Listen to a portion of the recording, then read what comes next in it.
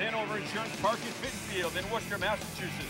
Charter TV3 presents live coverage of the Futures Collegiate Baseball League. Tonight, the Nashua Silver Knights visit the hometown Worcester Bravehearts.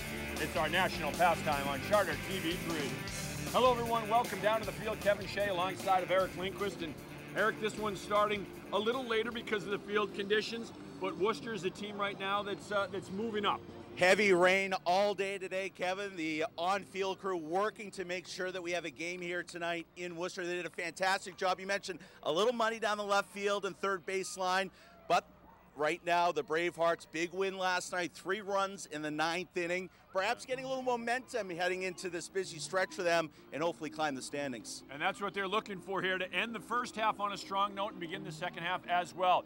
It is Worcester and Nashua. We're back with the first pitch right after this.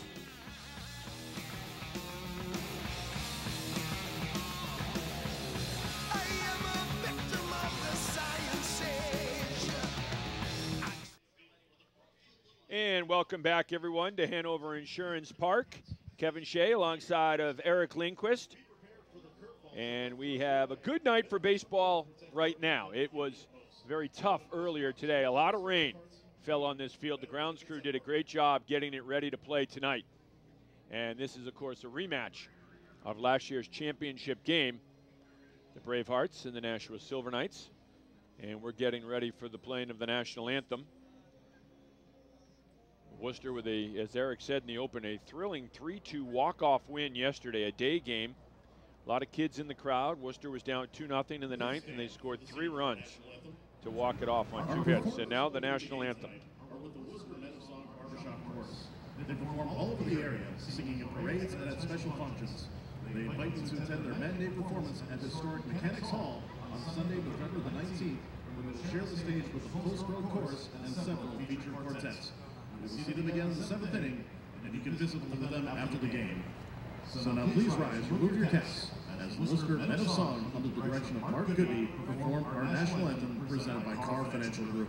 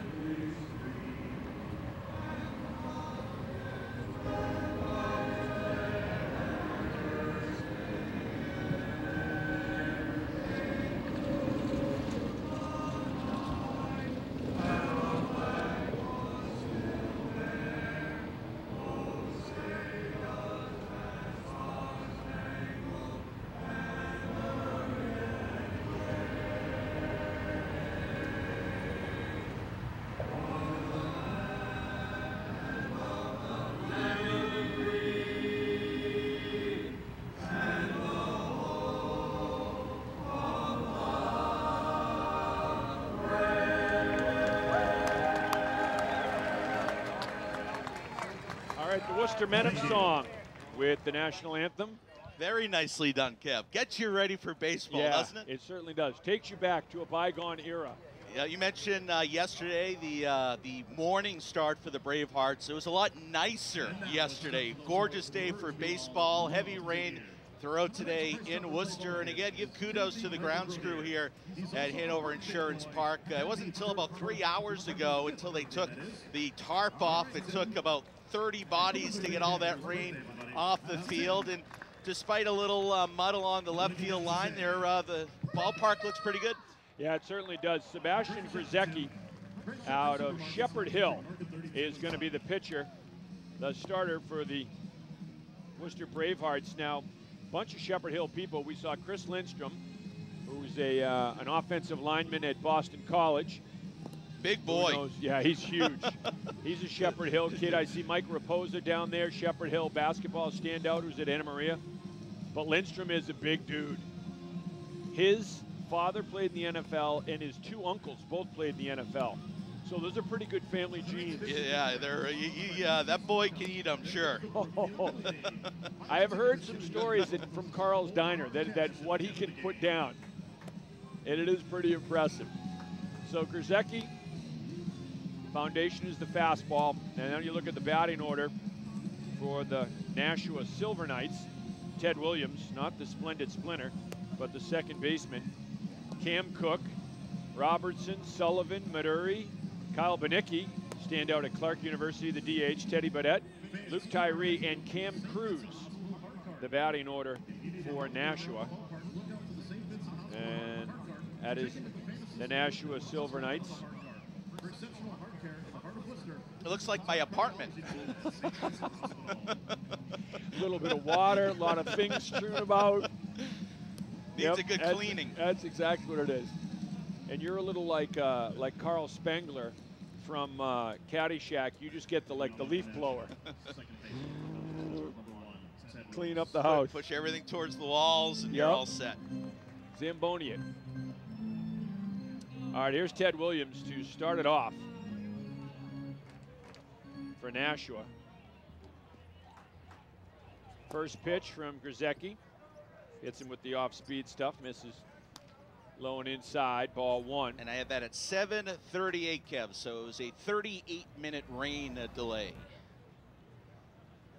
As you mentioned, a yeoman's effort from this grounds crew to get things ready. Have you ever pulled the tarp? I never have. It's got to be brutal. My days in the Golden Baseball League for the Long Beach Armada. We had one rain delay all year, and it was a light sprinkle, and it took, it takes quite a few bodies to pull that tarp, and that tarp looked heavy earlier today. In unison, big pitch from Grzycki as he is even up in the count, 2 balls and 2 strikes. Yeah, you were in different baseball playing weather than we have going right here. This is a cool night for baseball. Count goes full. Grzycki misses inside. So 3-2, the payoff pitch coming to the leadoff batter, Ted Williams, the second baseman. That's lefty, and he fouls that one back. So already a 6-pitch at bat for Williams. And that's what you want from your leadoff hitter for Nashua.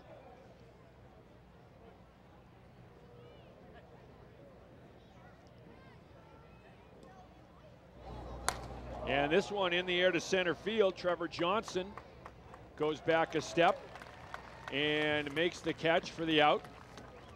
Johnson from Dartmouth College in New York. Of course, his dad, former standout Mark Johnson from Holy Name High School.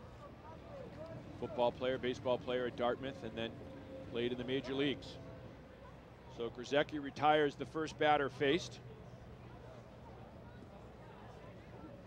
Stares in. Fouled back. But it was a productive out for Williams. Yeah. Here is Cam Cook. Cook slices that one away, and he's behind in the count. No balls and 2 strikes. That's our friend Mr. Net showing up to play. Thanks, Mr. Net. Cam Cook playing third base. Cook's got a good beard. And this is a good night for a beard. It is. But you know what? I'd rather have it a little too cool in here than a little too warm, which... It has been gamey for you and I in here a few times. You get to know one another when it's toasty in here. You definitely do. It's like a bad road trip sometimes. Yeah, not necessarily in a good way.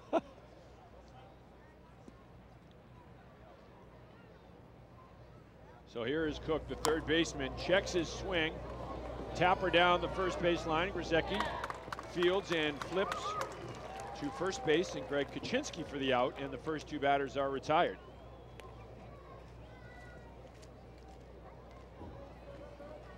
And 1-3 if you're scoring at home. It's been a while since I've scored a baseball game. I had to... Well, you did games here, of course, when it was the Bravehearts with us. And then, as you mentioned, out in California 2 years with the Lowell Spinners as well. Oh, that's right. And the Lowell team at the time, Kevin, had Jonathan Papelbon. They had Clay Buckholtz and Jacoby Ellsbury on that one squad. That's impressive. That's outstanding. And we were not very good.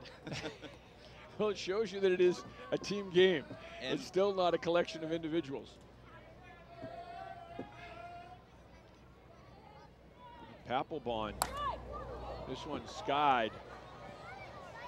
And Dante Ricciardi at short. John Friday at third. Friday will take it a 1-2-3 inning for Sebastian Grzecki, the local product.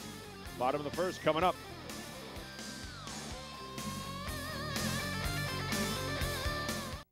Welcome back, everyone. Shane Catilla is the pitcher for the Nashua Silver Knights.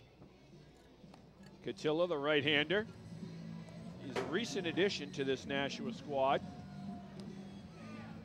And he will face Trevor Johnson, Kevin Duty, who's got some great speed, Greg Kaczynski, John Friday, Joe Keiko, Pat DeMarco, Brett Koffel, Dante Ricciardi, and Mariano Riccardi.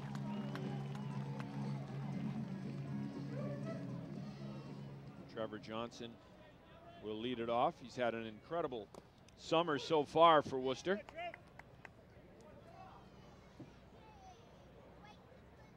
Staying with his grandparents.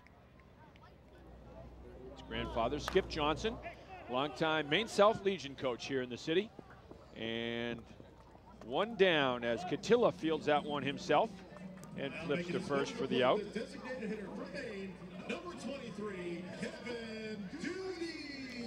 And here is the Nashua defense as we go around the horn. Sullivan, Williams, Robertson, Cook in the infield.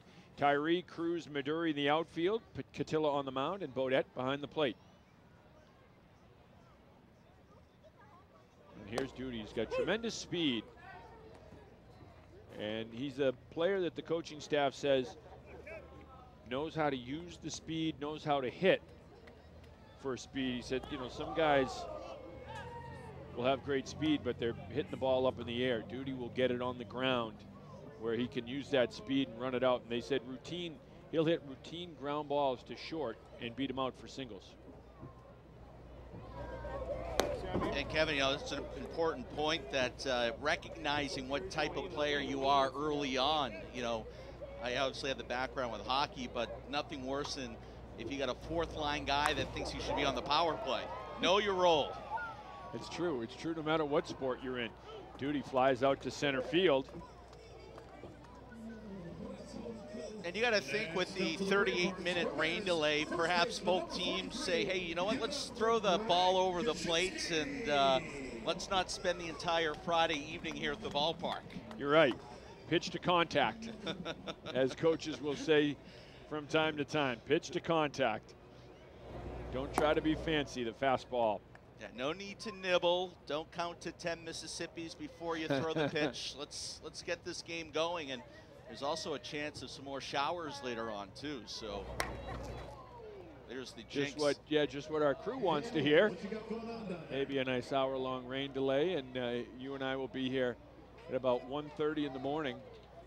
And that's the final out. Hogan's Heroes will start right after this. As long as I don't miss last call. Well, in some places, it depends on where you're going.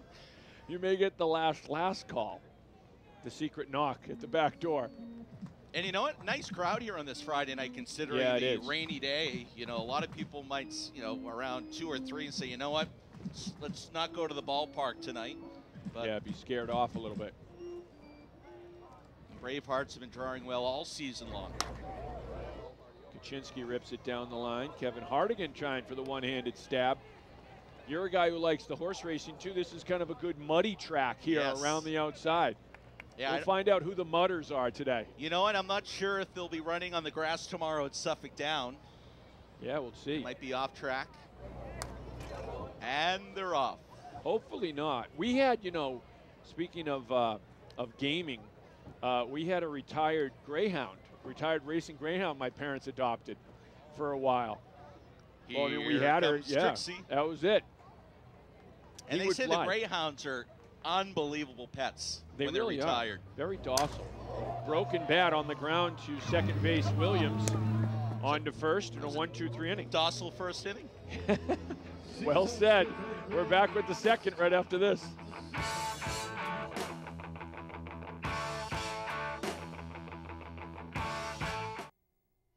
All right, scoreless here to start the top of the second inning. As we take a look at the Worcester defense, Kaczynski, the Riccardi brothers, Mariano and Dante at second and short. Friday, DeMarco, Johnson, Keiko in the outfield, Koffel behind the plate.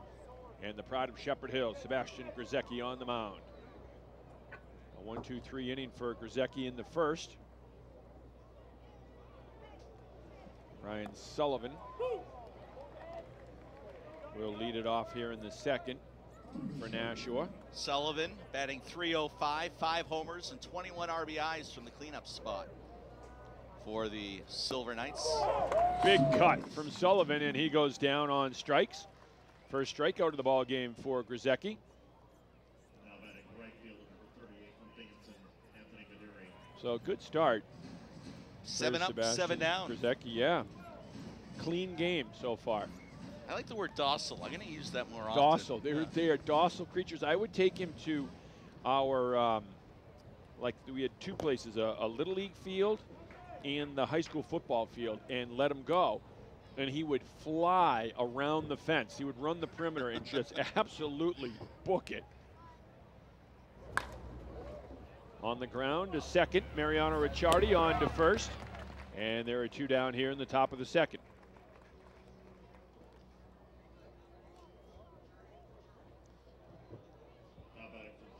Has the word or the description docile ever been used with you? Well, that's why, you know, when you said it, docile, it was a new word in my very short vocabulary. Here's Kyle Banicki. Banicki had a great year for Clark, for J.P. Pine, the manager of the Worcester Bravehearts. And Banicki has the first hit of the game. And boy, he was outstanding last year in the Futures League, an all-star. And Kevin, I'm sure it's by design. I did not catch any Bravehearts games last year, but it seems like this year, throughout the league, there is a lot more sense of local products on both sides. Yeah, no, I think you're right. And I think teams find that when you have the local guys and the local kids, you're going to attract some more local fans too, because people will say, you know, certainly like tonight, we see Grzecki pitching, and we're running into all these kids from Shepherd Hill. And said, yeah, we came out to see Grzecki pitch tonight. He's a buddy of ours.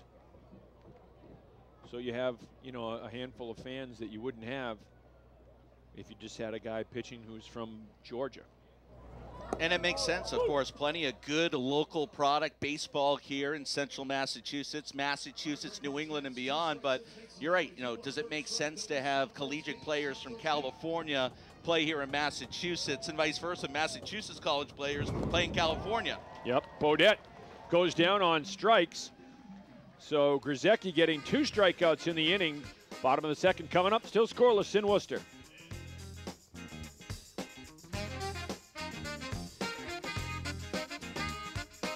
Every minute of playing high school sports, and just the feeling of going into the locker room before a game, and how cool it was coming out and the whole town's all around the field cheering, and it's just such a special feeling.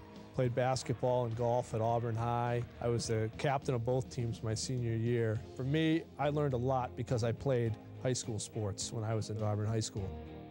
I started back in March of 1997, and it was a lot different then. I was the only person in sports. We were shooting on VHS tapes. I started in December of 2000. I was the assignment desk editor and the Health Watch reporter. I was also always a sports guy. You get paid to do things that you love to do, and for us, that's being on a ball field or a basketball court or just being around sports. Our enthusiasm, I think, for sports is contagious, and everyone gets swept up in it. It shows in, I think, in our overall product in our sports, that everyone cares. Charter TV3 and UMass Memorial Healthcare have teamed up to bring you the latest news and trends in healthcare. Health Watch, presented by UMass Memorial Healthcare, brings you the healthcare topics that are important to you. From stroke prevention to allergies, skincare to sports injury prevention, and nutrition to pregnancy, Health Watch and UMass Memorial Healthcare informs you on the issues that affect you on a daily basis. Health Watch on Charter TV3. For extended interviews with UMass Memorial Healthcare experts, log on to our website. Welcome back. Bravehearts Baseball on Charter TV3 is brought to you by the Cantiani Insurance Agency. Go see the best. Cantiani Insurance. I wonder what Mr. Friday is batting on Fridays. That would be good. That would be a good stat. John Friday, Mr. Friday. Does he crush it on Fridays? Does he heat up a little bit more? You would think once so. The weekend hits. Yeah, you would.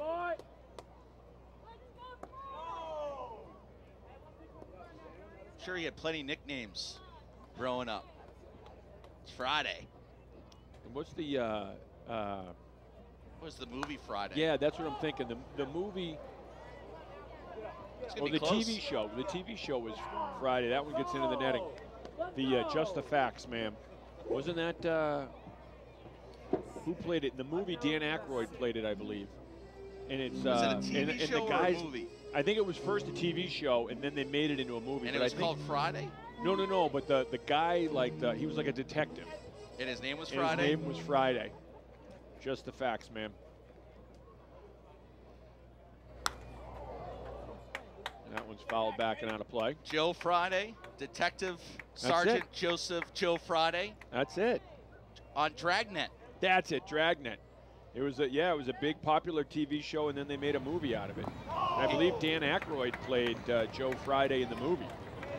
With the Los Angeles Police Department. And you're right, played by Dan Aykroyd. All right. Movie Dragnet. Let's see what John Friday can do here. Oh, he turned on that one. That is smoked. Friday, a local kid, too. Out of Southborough, went to Worcester Academy.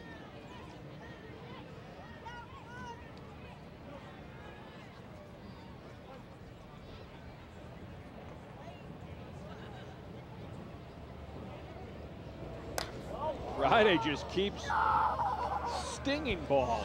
He's aiming for Jake down there. And that Big one target. took a high hop. He is a pretty good target. Why didn't you catch that one? Some of the Worcester men of song are sitting over there, standing over there. They'll be singing a different tune. They get hit by one of those line drives. Only through the walk. That's a good at bat by Friday, and it's a leadoff walk for Worcester here in the bottom of the second. Do you think there's an appropriate age limit when it comes to bringing a baseball glove to a baseball game? I say no, there's not. I don't think so either. I still bring my glove. Yes, and I think it's a good move. You never know. No, remember Doug Flutie? This was like probably 5 years ago. They show him at a Red Sox game. He had a glove.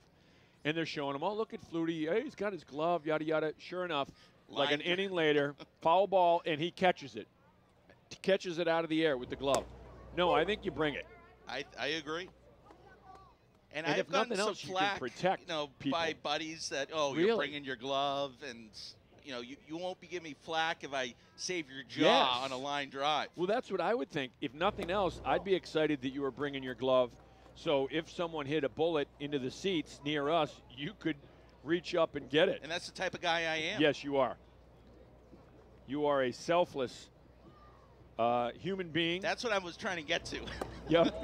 you're not docile, but you're a selfless man, and we've brought it back to that. That's right. A man willing to protect others. Just like Joe Friday. Just like you're very understated. You don't wear a cape. Like Joe Friday, just nondescript. Big cut. 2-2 the count to Keiko. Keiko has been tearing the cover off the ball for Worcester. One of the league leaders in home runs. Former Holy Name standout and played at Worcester Academy too when he was young. And I've talked to Lacombe about this. We covered him when he was in high school at Holy Name and at Worcester Academy. He was such an athlete. At Worcester Academy, he played football, hockey, and baseball. Holy Name didn't have hockey. He played football, basketball, and baseball, and he flies out to left field. But he was that kind of athlete. Yeah, I just wanted to be good at one sport. Forget, Yeah, exactly. four. Me too. And hockey was, when he went to Worcester Academy, hockey was his sport. Hockey was his #1 sport.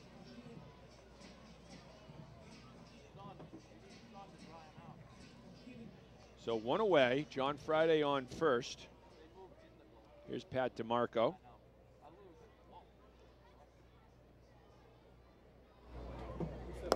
And the fastball misses upstairs. DeMarco playing left field tonight. They are holding the runner Friday at first. So there's a little bit of a hole there between Williams and Sullivan, between first and second. And he goes down and gets it and rifles one into left field. DeMarco's got a single. Friday moving up to second, 2 on and 1 out. First hit for the Bravehearts. Good connection there. Pulled the ball.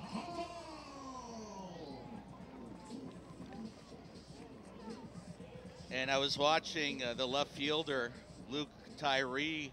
He made very sure that ball did not skip by him. It's very wet in left field, and he kind of went down like a goalie there, catcher, to kind of make sure that ball didn't get by him. And he used his chest as if it might have popped up real quick and skimmed, but he did a nice job to keep that ball ahead of him. That's a good point, real good point. Brett Koffel, the catcher, standing in there with an RBI situation. Michael O'Donohue on the camera out in center field. Saw his dad, Jimmy O'Donohue, before the game. Great guy. He was the guy that was heckling us when we were getting ready to do the open. That was nice of him. An outstanding character. One of the all-time great characters. But because of the chilly temperatures tonight and a little bit of the breeze, I think Mike O'Donohue may be spared from some of those mosquitoes that some of them are big as small helicopters out there in center field.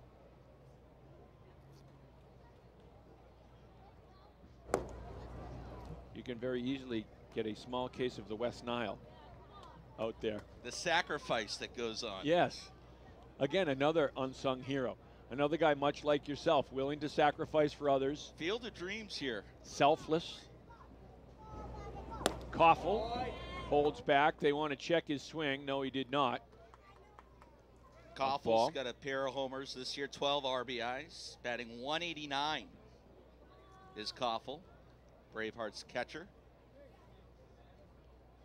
I believe the Bravehearts, Daryl Hunt was the one bringing us these facts and figures, though. I think they're 3 runs away from 1,000 as a team in their history. And Koffel draws the walk, so now all the ducks are on the pond for Dante Ricciardi.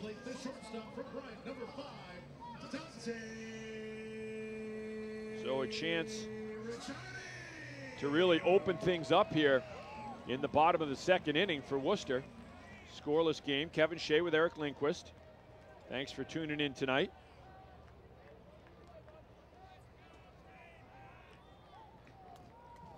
They have the corners in, second and short at double play depth.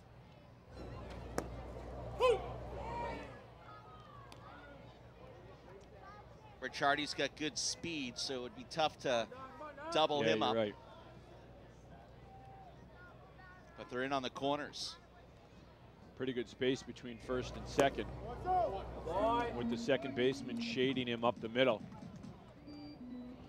You get one on the ground through the right side, and 2 runs are coming home.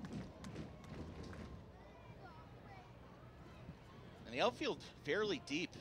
Yep, the 1-1 pitch. Ricciardi hits it to right field. Is it deep enough? Right fielder coming on and makes a nice sliding catch, Anthony Maduri. And Friday tags and scores. And the Bravehearts are on the board. It is 1-0 Worcester. Midori and Wrights misread that ball. He had stepped back for a moment and then quickly had to come running in and made the diving grab and made a pretty good throw to home. Yeah, he did. As Friday had to make sure, wasn't sure if that ball was going to drop or be caught. Take another look at it here. Good contact. But he just hesitated just a bit. Just makes the grab, then pops up to his feet. And a strong throw home, as you indicated, just up the line a few steps. Friday scores. Worcester's on the board. 1-0 Bravehearts. 2 on, 2 out for Mariano Ricciardi. Mariano Riccardi just finished up a great career at Worcester Academy. He's going to Florida Atlantic next year. I hear it's a good time down there. Oh, I'm sure it is. Going to Florida from, you know, a life of living up here in Worcester and West Boylston during the winters and the cold weather and the shoveling snow. Baseball weather, 365 days of the year. Baseball weather, beach weather. You got a lot going on down there. That's right. Sliced, sinking liner to left, and it falls in. 1 run will score. The throw to third gets away. And here comes Koffel. He's safe. Ricciardi's going for third. He's nailed it third. But the Bravehearts get 2, and after 2 complete, it is 3-0 Worcester.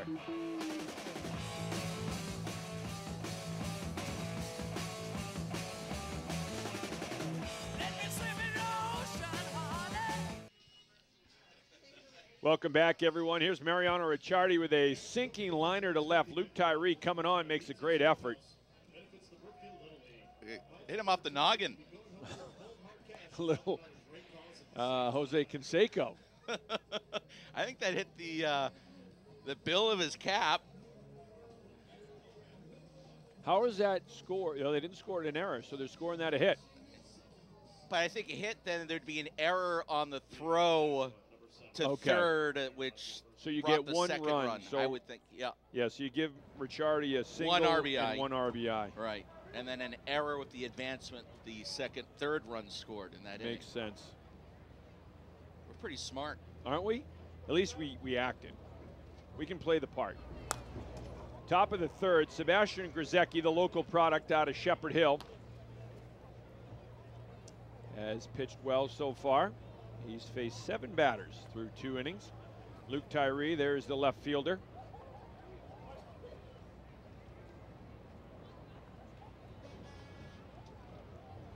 Tyree, the lefty, in there for a strike, and Grzecki's ahead in the count. No balls and 2 strikes.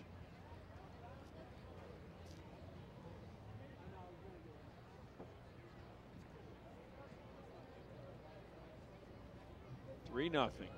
Worcester Bravehearts. On the ground to first. Good hop for Kaczynski, who makes the play himself. Unassisted. 3A. Now batting number 8, center fielder from Eastern Michigan, And there's Mariano Riccardi.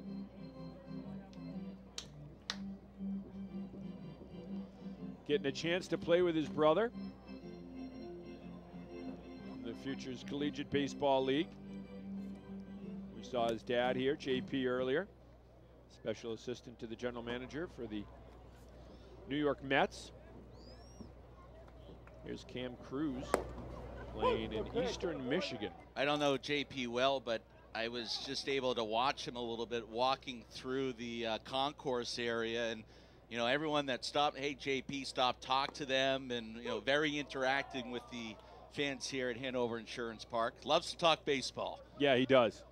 He does, and as I've said, I told you, but I've said it 1,000 times, there's no better person. You won't find a better guy than JP, just a down-to-earth guy, has helped so many people and so many kids behind the scenes here in Worcester. This one, hard hit to left field. DeMarco goes over, fields it, as Eric mentioned too. You have to be, the outfielders have to measure their steps and be careful not to slip out there. A 1-out single for Cam Cruz. from Millersville, second baseman, number 1, Ted Williams.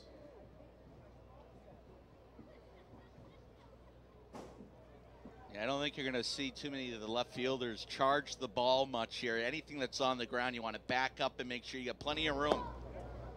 Here's Ted Williams, the leadoff batter. He flew out to center field to start the game. You think it was tough growing up being Ted Williams? It had to be. You grow up as with the name of Ted Williams, you're a lefty batter playing baseball. Yeah, you can't play tennis. Mom, Dad, I want to play tennis. That's a good point. Now he's from Lancaster, Pennsylvania, so it wouldn't be like he was growing up here. Yeah, here. If he was from Danvers. with a name like Ted Williams. Or Brockton. What do you think? You're the splendid splinter? What are you, a little splendid splinter? That's the best. I saw on Twitter recently, actually someone posted it on July 4th, a picture of Ted Williams, of course, was a Marine Corps fighter pilot in his uniform. I mean, he truly was the All-American. Best hitter the big game has ever seen, and a large part of his career, he was in the Marine Corps serving our country. As Worcester gets the lead runner, not able to turn the double play, so Williams will reach on a fielder's choice. Nice play there by Grzecki.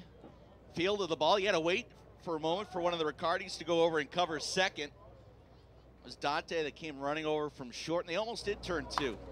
Cam Cook up the middle, and good diving effort from Mariano Riccardi. And that one gets into center field. Trevor Johnson will retrieve it and get it back in. Cook is aboard with a single. And Nashua looking for a little two-out bingo here with runners at first and second and the number 3 batter coming up. Yep.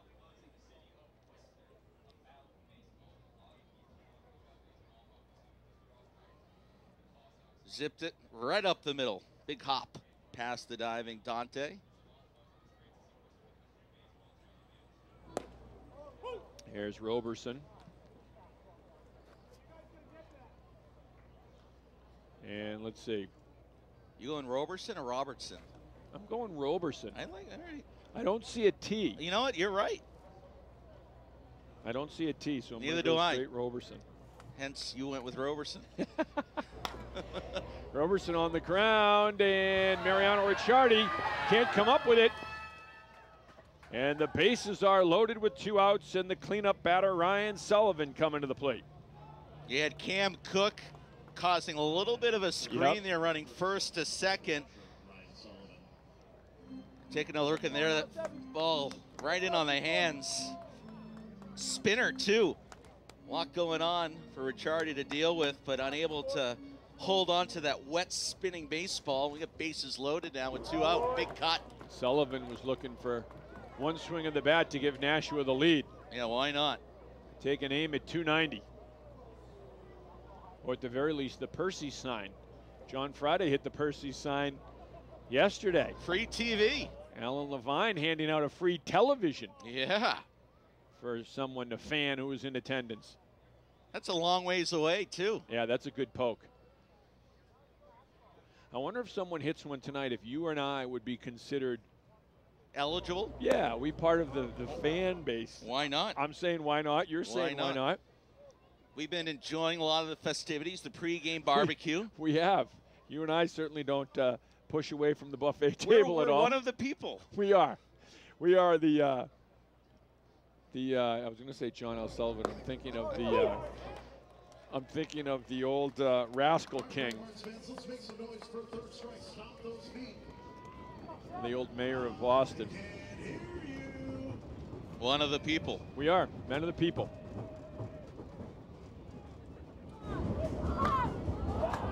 Skied in the air.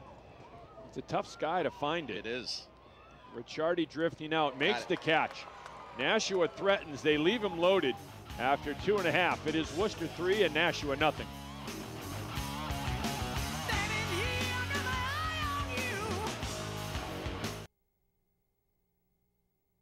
Worcester Bravehearts baseball on Charter TV 3 is brought to you by the law offices of Joseph J. Cariglia. The rain is gone here in Worcester for now, and actually turned out to be a pretty comfortable evening. Maybe long sleeve weather, but comfortable night here at Hanover Insurance Park. And the Bravehearts a 3-0 lead here in the bottom of the third. Eric Lindquist alongside Kevin Shea. Mr. Lacombe is vacationing? Yeah, he's off to the land of 10,000 lakes, Minnesota. They reached his destination about an hour and a half ago. Out there by one of the lakes. He'll be up there for a while with his wife Liz and her family. Is Andy a fisherman? No. And this is outstanding because he went beforehand. He went to like Dick's. No. So what is he not doing really. at these 10,000 lakes? I don't know, but he got a whole fishing outfit. Oh, come on. Yep, I have a picture of it somewhere. He went and it was like like Columbia fishing gear, and so he has like a fishing outfit. He has trying to look the part, but I don't think he's a strong fisherman or a strong swimmer. I don't think those are two. Does he know how to bait a hook? I think that his wife Liz probably does baits the hooks and takes the fishes off the hooks too if they get one. It's a little bit of a you think this thing will just jump off? Well, I guess as long as you look the part. Yeah, that's true. He got the stuff. He got this Columbia No one gear. knows him out there. He can go and look at that professional fisherman. Exactly. I would love to watch him attempt to fish without him knowing we're watching. We need the hidden camera. We definitely need the hidden camera out there. Yeah, he doesn't know it's on him, and this is what's going on. Oh, it would be perfect. 2 down as Duty strikes out. And Shane Catilla has retired the first 2 batters he sees here in the bottom of the 3rd. Worcester striking for 3 runs on 2 hits last inning. There was an error involved. Here's Greg Kaczynski, the designated hitter, the first baseman. Has a lot of pop in his bat. He's one of the power hitters for this team. 6 homer, 20 RBI, 311 average. On the ground to the right side, and it gets through. And Kaczynski is on with a 1-out single. Is that what you'd call a seeing eye single? Yeah. That's a great description. I'm earning my paycheck tonight. Yes, you certainly the 2 are. chicken sandwiches, I think I'm done now. And the chicken fingers that we have, too. I've only had 1 of the 4 chicken fingers, but you're right. If you come to the ballpark this summer, the chicken fingers are a must. They're candy. It's like the Swedish fish of chicken. Breaded perfectly, fried to a crisp. Oh, they are outstanding. Right Friday in there. This is the guy that cost Percy's the television set yesterday. But he does not win a TV. No, he doesn't win it. A lucky fan wins it. Should match it. He just gets the satisfaction of knowing that he's made someone's day. He's a man of the people. Yep, exactly. Here's James Michael Curley. That was the man that I was trying to think of, the old Boston mayor, James Michael Curley, once elected while he was in prison. He was reelected. Now that is a man of the people. Yes. I ran for president in college at Bentley my junior year, and that's what my slogan was: the people's choice. Did you win? I did, and the only reason I ran, pitch gets away, and Kaczynski moves up to second, takes a wide turn, comes back.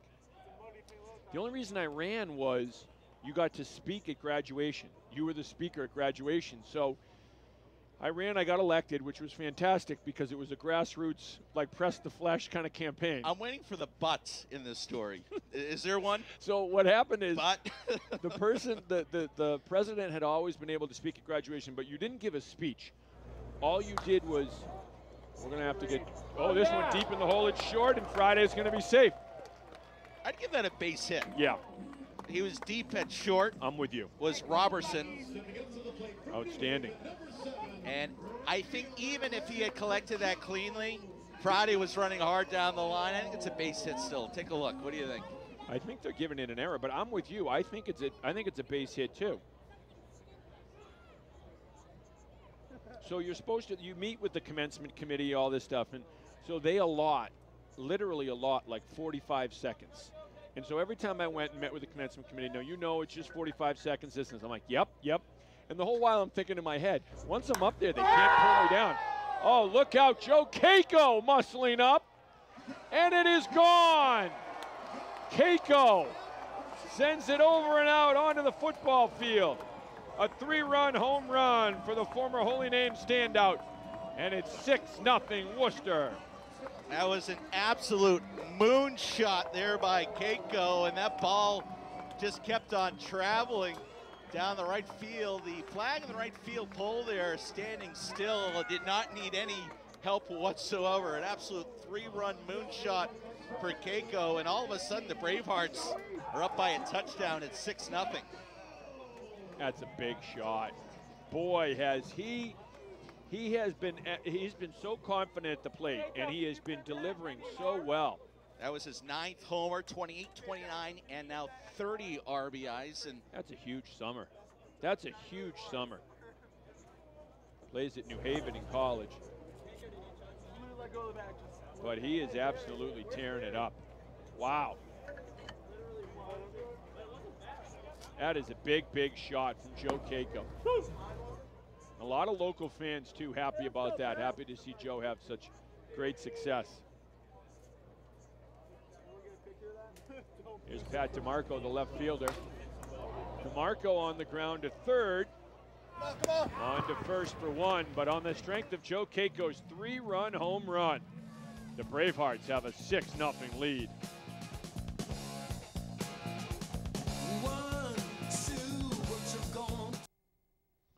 Here's the Worcester Bravehearts bullpen. And right now, of course, just hanging out, having fun. No need to get anyone up. Sebastian Grzecki has been pitching very well for Worcester. 3 scoreless innings, and he's been staked to a 6-run lead. Joe Keiko with a big shot. In there for a strike. Anthony Midori grounded out to second in the 2nd inning. Midori batting .304. Homer, 8 RBIs this year. Batting 5th.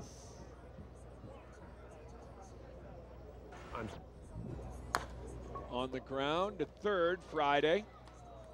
Strong throw across the diamond, and the leadoff batter is retired. It's been a healthy diet of a lot of ground balls here. Yeah. Yeah, Grzecki's kept the ball low. There's Dante Riccardi, one of the leaders on this team, 3rd year with the club. Started here right out of high school. And he's now taken on a leadership role for the Bravehearts. Actually took it on last year as well. On the ground to second, Mariano Riccardi makes the catch and fires over to first. 2 down. Another ground ball. Riccardi brothers been busy here tonight. Yeah, they have. Stay on your toes, gentlemen. Riccardi and Riccardi sounds like a good law firm.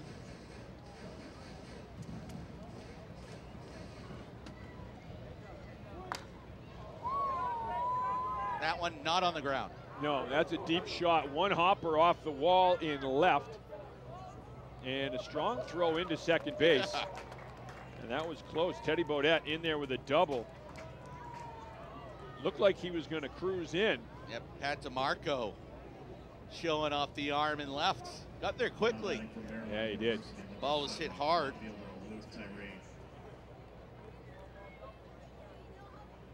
But, you know, you get 2 quick outs. You know, you throw the ball over the plate, get the ball in play. You're up by 6. Yep. No need to nibble around. Attack.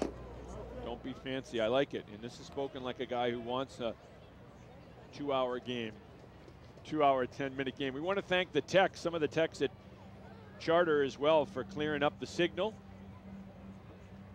Sean Grady telling us back at the home office that the signal was not good or not strong, and they cleared it up. Shows he's watching the game tonight. He is. He's directing the news at 6 and at 10. So he's not part of the game crew, but he is watching.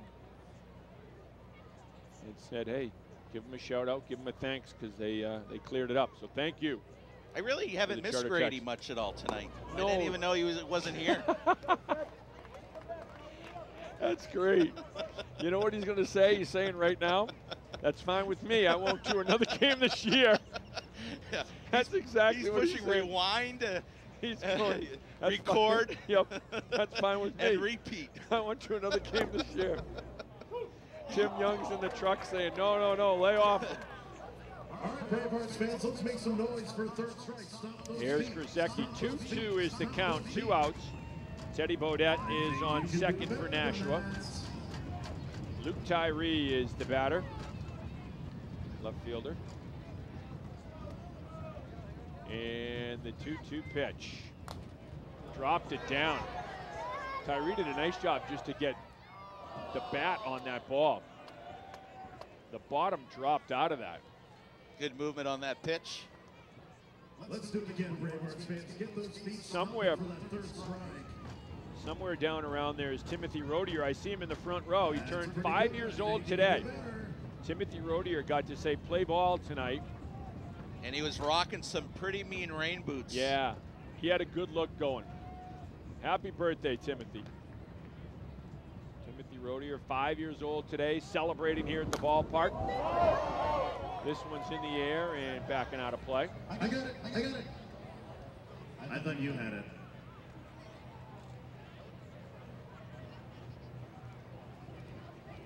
So Krzyzewski I see 50-50. and Tyree continue to battle here. A duel with the 2-2 count. Tyree's fouled the last couple pitches off. Making him work for this third out. Krzyzewski coming in, swinging a miss, and he gets the strikeout to end the inning. After 3.5, it is Worcester 6, Nashua nothing.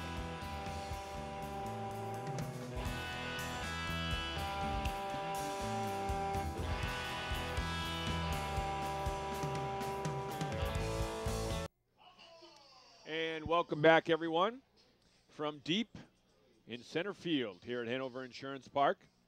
Fitton Field, Worcester Bravehearts, Nashua Silver Knights.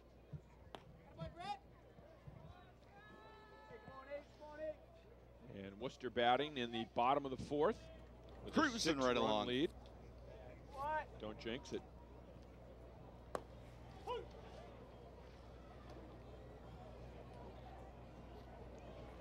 Kev, you check out the new Worcester Railers pocket schedule that I brought? I like it. I have one in my pocket. I actually saw you put a picture up of it on Twitter, and we'll be able to talk a little bit of Kyle McKenzie, 2 defensemen signed today by the Worcester Railers, both members of the Providence College hockey team that won a national title 2 years ago. Jamie Russell, the coach and general manager of the Worcester Railers, coached the 2. He helped recruit them. Nice shot into left center, and a leadoff single.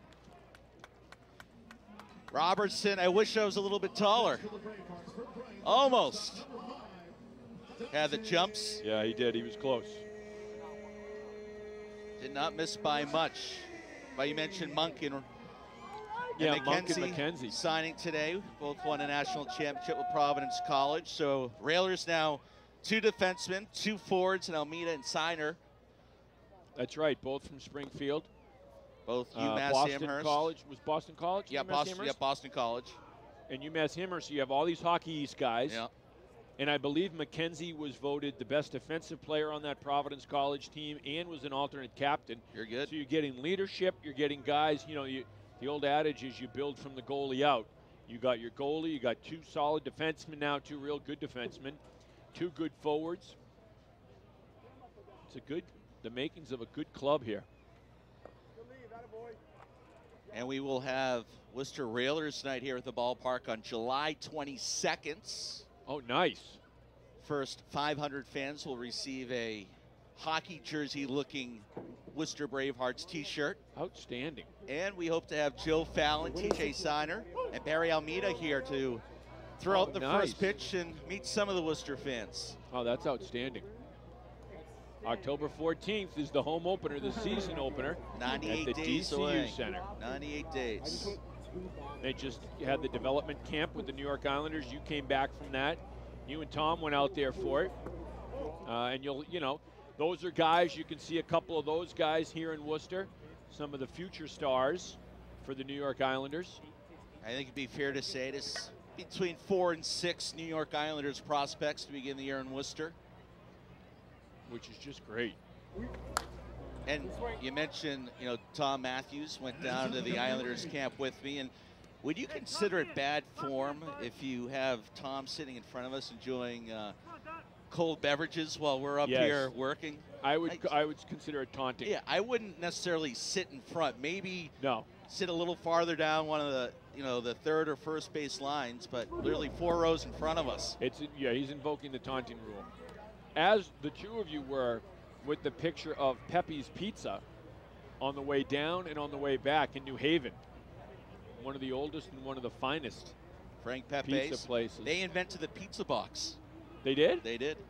Wow. Runner goes, Riccardi in the air to left field. It's a long run for Tyree, and he makes the catch in foul ground down there in the mud. Tough catch. Down by the Worcester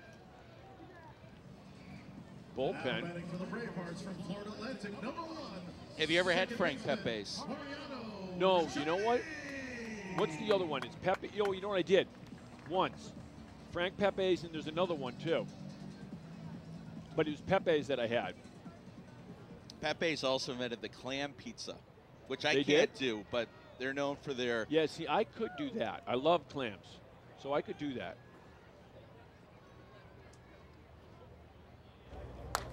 And now Mariano Riccardi in the air to left field. Tyree under it, makes the catch. 2 in a row for Luke Tyree out there. Seen a lot of action down in left field Yeah. from both sides here tonight. Back to the top of the order for the Bravehearts from Dartmouth, number 36, center fielder Trevor Johnson. And again, it's a tough track out there. A lot of rain fell today. And again, you wouldn't really know it if you were just coming to the ballpark now. You would not know we had a day of heavy rain in Worcester. Johnson squared to bunt, pulled it back in there for a strike. Looks down the third base line at his manager, J.P. Pine. Taking a look at my live action radar, What do and you it see looks coming? like the weather to our west has dissipated. All right, that's another good word, SAT word. Good play by the shortstop, Robertson. And the side is retired. After 4 complete, it is Worcester 6 and Nashua nothing.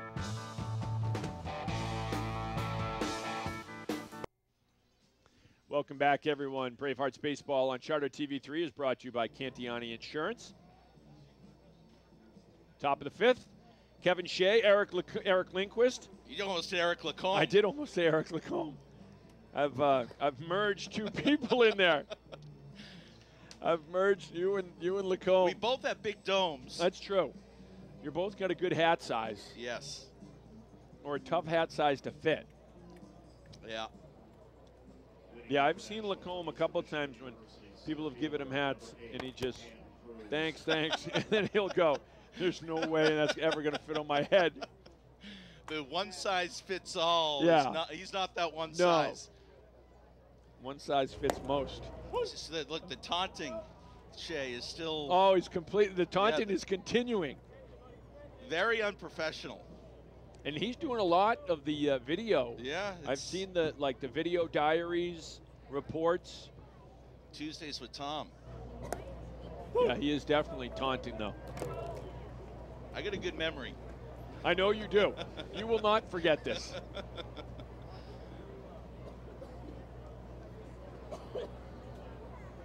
You're a guy who doesn't mind getting a little revenge.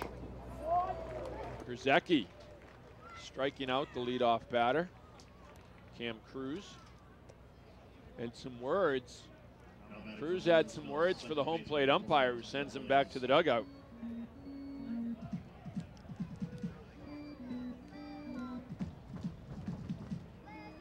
Yeah, I think the umpire is writing down a warning right now for Cam Cruz. Can you give a warning to a player? Apparently, yeah, he pointed. Either toss him, right, or you give a warning to the team in case there's Right. some sort of, where if, the two teams don't get along, you give warnings. But that wasn't. Yeah. There wasn't anything. I think it was against him and the umpire, not Yep. the He was- Bravehearts. No, it was him and the ump. But the ump has now formally written him up. You got a ticket. Yep. Much like college when you get written up. Well, much like yesterday, I parked in front of the Worcester offices. Railers offices. Yeah. And I hear everyone laughing, and I look down, and everyone's, because we have glass that overlooks Commercial Right. Street, and I got a ticket, Oh. parking ticket, $15. So I said, all right, well, now that I have the ticket, I'm leaving my car there the rest of the day. Right. Well, I banging on my door, my office, and I got a second ticket. No. Yeah, Double jeopardy. Yeah. I think that's legally you can't do that. I didn't think so. I am of the belief that that's double jeopardy and that you could not do that. Well hit to left field. Going back, and DeMarco sees that one sail over his head up against the wall. He fires it back in. Ted Williams has a one-out double. Now batting for Nichols College, number 17, third baseman. Yeah, I assumed that Two falls. tickets, and the ticket was still on the car, so when I went to my car, there were two tickets, and it was the same ticket, expired meter. That's an ornery meter maid. That's a very ornery meter maid. But, you know, do I pay one and Appeal appeal the the other? Or do you go ahead and double jeopardy and try to appeal both? Here's a shot into left, and Williams is going to hold up at third. I would say Cam Cook with the single. I would say you pay one, appeal the second. Okay. Under the double jeopardy clause. Your Honor. Would you represent me? Yes. Okay. I have not had a lot of success in that department with judges in Worcester. I am here to represent the Honorable Eric Lindquist. This is my attorney, Kevin Shea. It'll be like my cousin Vinny. They just point us out. What to say, sir, this is clearly under the double jeopardy principle.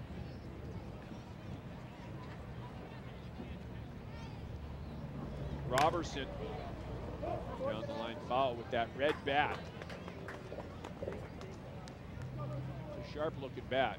Matches the uniform. They got red on the uni. Yep. Yeah, one out, runners at the corners for Nashua as they threaten here in the top of the fifth. Trailing the Bravehearts 6-0. This is in the air to center field. Trevor Johnson has it. Williams is tagging, and he will score. Nashua's on the board. Robertson with the sac fly at 6-1. Silver Knights out hitting the Bravehearts 6-5, but get their first run with a sacrifice fly to center.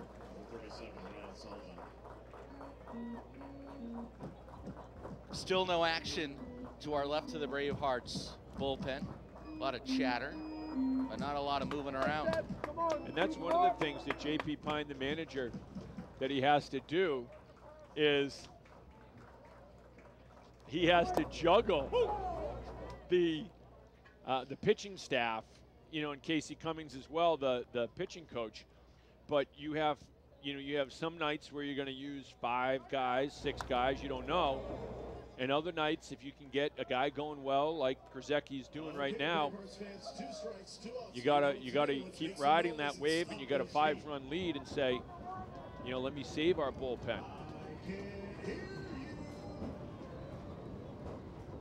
Here's Ryan Sullivan. And swing and a miss. Krzyzewski with a huge strikeout. Nashua gets one, but a big strikeout from Sebastian Krzyzewski at 6-1.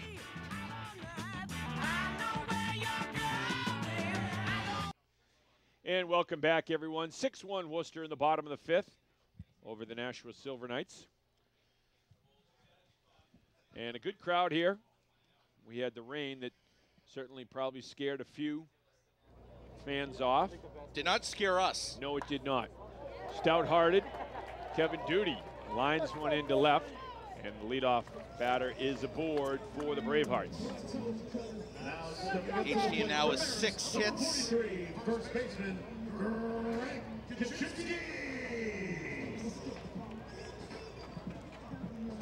Just on top of it, Duty, a pitch that stayed up in the zone. Duty getting the hands out there quickly. And now it'll be fun to see the cat and mouse game between Shane Catilla, Teddy Bodette, the catcher, and Kevin Duty at first. And first time Duty's been on, he goes. First pitch. And he's safe. He got hit with the ball. But you see the wheels that he has. It did not take long, did it? First pitch, and he's off.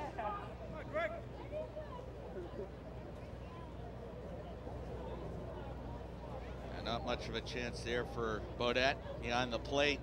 Great jump at first by Duty, and a low bouncer that hit Duty right in the shin. In there for a strike. Greg Kaczynski, the first baseman, is 1 for 2 tonight. A single in the third. Bravehearts have tomorrow off. Wonder what they do on their day off. They don't have many this summer. No. Maybe go to the beach. Kaczynski on the ground to second. Only play is at first. Duty moves up to third. Move the runner along, and a productive out there for Kaczynski. And Friday having a pretty good night. It's a good spot for Friday to be in. He's had a good night. He scored twice. Doesn't have a hit. 1 for 1. 0 for 1. Did he reach on an error? Was I gave it a single. Maybe they did. Maybe it was. It was the error. It was the one that hit the left fielder in the noggin. noodle. I generously scored it a hit. Well, you know what? You are on the home team.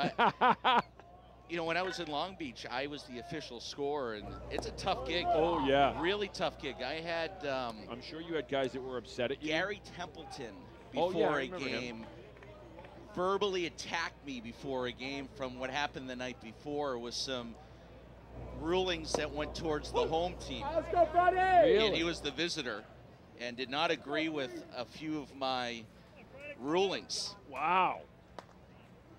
Wow. It's a good thing I have thick skin. Yeah. And it's a good thing this is a family show. That's a very good thing, so you cannot repeat what Templeton said. But I stood my ground, and I think that night there were even more than it. Oh, I'm sure. Oh, I'm sure. We talked about you getting people back. Pitch gets away. Here comes Duty to the plate. He scores standing 7-1 Worcester. And the Bravehearts manufacturing a run. And that's what speed does for you. Yeah, they get the run right back. Stolen base. Got the runner to second. A productive out by Kaczynski, and then a wild pitch and synchronized clapping. You do have a lot of free time in the bullpen. Yeah, some synchronized clapping between the position guys in the bullpen. On the show. Yeah, that's great that you stood your ground and then gave it a little to him the next night. And I even want to say the very next night he got tossed before the first pitch. No way. I had a lot of fun in the Golden Baseball League. I got a few other stories. Oh, I bet you have some outstanding ones. And a police escort out of Orange County one night. Really? You and the whole team? No, just the radio guy.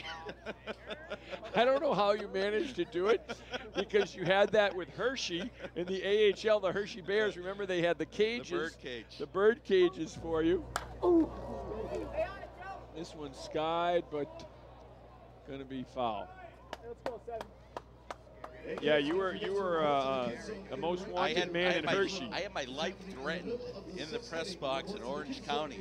Really? Yes. And the press box a lot like this, where the fans are, you know, you get windows open, the fans sit right in front of you. And there were some fans that over the course of the season didn't appreciate a lot of my play-by-play in the visitor ballpark, and things escalated. Wow. Check swing, Keiko, and caught at second. So, you know, baseball's a long season, so things tend to build up. Yep, and it gets hot, people's tempers get short. We're back with more with Eric Lindquist right after this.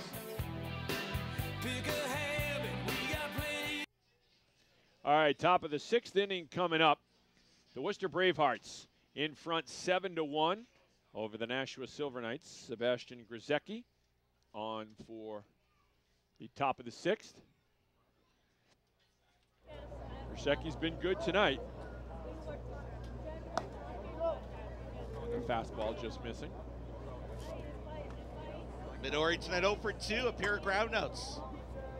Get the hat trick. Yeah, why not? Hit it a third. Keep it on a roll. That one fouled into the netting.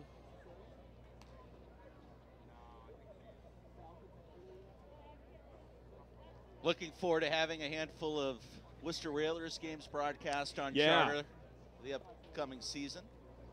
I'm pumped. Working out the details. Well, you and I and Ryan Hughes and Mike Myers have to get on the skates. Not necessarily Hughes, but you, me, and Mizey. We need to get on the skates pretty soon here.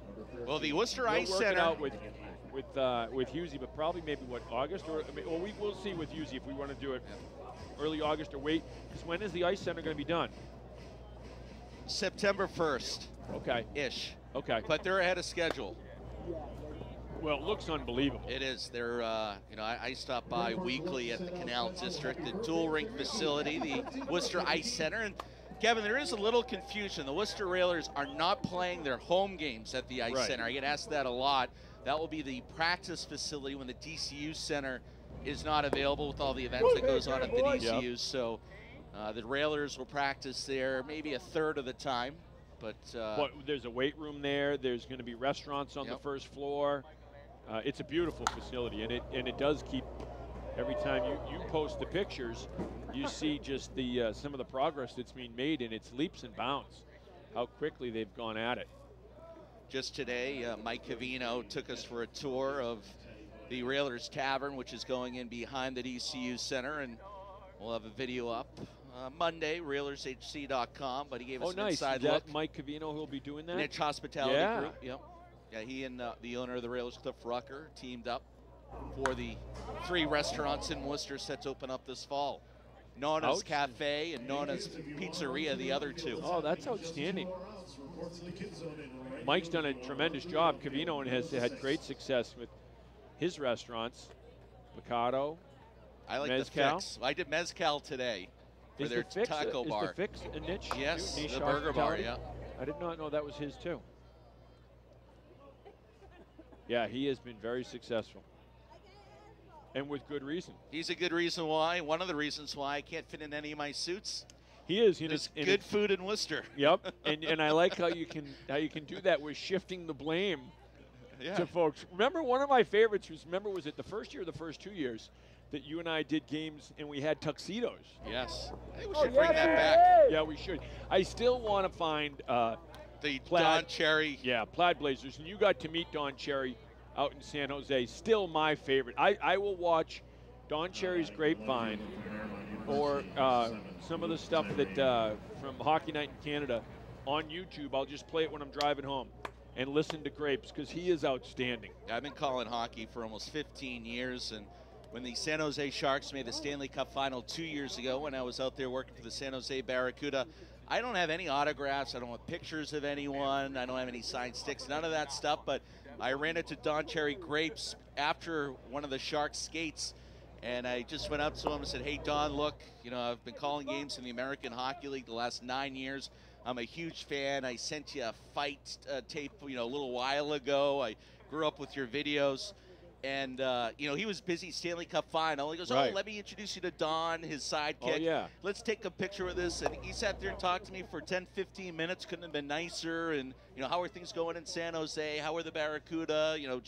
It was one of my fine moments in working in professional hockey. Yeah, that's really cool. And I got a picture with him and Don McLean underneath the Shark head. I remember the picture. It's outstanding. In there for a strike, 2-1. The count, but yeah, he's so good. He is just one of the during great. The NHL lockout, there was a fight that you might remember up in Portland between Fraser McLaren and Joel Recklich. Yes. And I clipped it, sent it to Hockey Night in Canada, and Don ended up playing it with my call. And no way.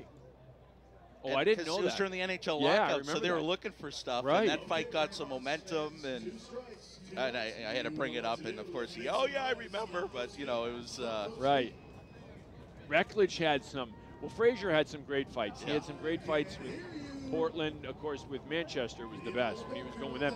Remember when Frazier came up first, right out of juniors? His junior season had ended, so he was like 18 years old, and he fought Westgarth, and he gave it to him. Yep.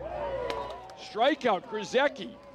A big punch out from Sebastian Grzecki, who continues to rack up the strikeouts. That is his 6th of the night.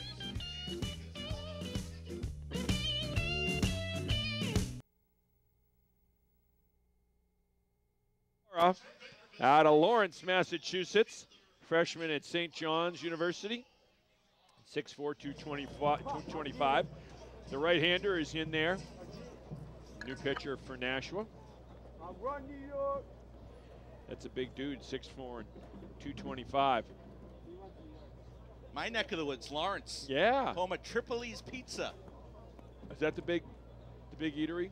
It's it's a beach pizza. It's the square slices, a lot like Cristaldi's at Hamptons Beach, Christie's, but Tripoli's is the spot on the North Shore. Square slice with provolone. Was it Lawrence that had the big Greek restaurant for years? Not to my knowledge. There was a big Greek restaurant. I don't know if it was Andover. You would know it, Andover, North Andover, Lawrence, that area. And you know, I'm going to give us credit. It took us until the 6th inning for us to really get off track, because I thought we were doing pretty good. We were right on the rails. We had the train right on the rails through about 5.5 innings. We were, I was keeping score. Tim Young, our producer director tonight, says we were off track in the first inning. Slow roller to short, kind of a hesitation there. Cam Cook and Robertson. Base hit. Yeah, where it was who's taking it. And the leadoff batter is aboard.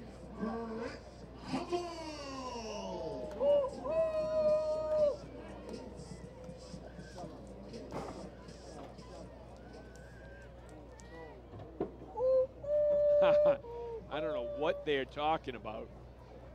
Getting some flack from some members of the truck there.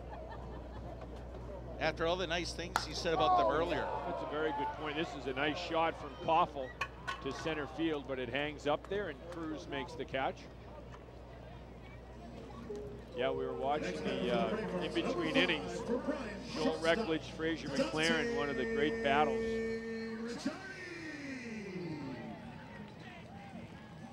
Now, was Frazier with San Jose last year or 2 years ago? 2 years ago. 2 years ago. Where was he last year? Retired. Really? Back home in Winnipeg. He had a fight right before Christmas break against a big kid with Stockton. Last name of, oh boy. Was this when he broke his nose? Yes. Orbital bone, cheeky. Oh, he broke the, is that it? No, it was his last fight. Yeah. Oh. And he made good money with Toronto. I know he did. NHL for, what, a couple years. He was up there, he and Colton Orr on the same team. That's a tough team. Yes. Mariano Riccardi, the batter.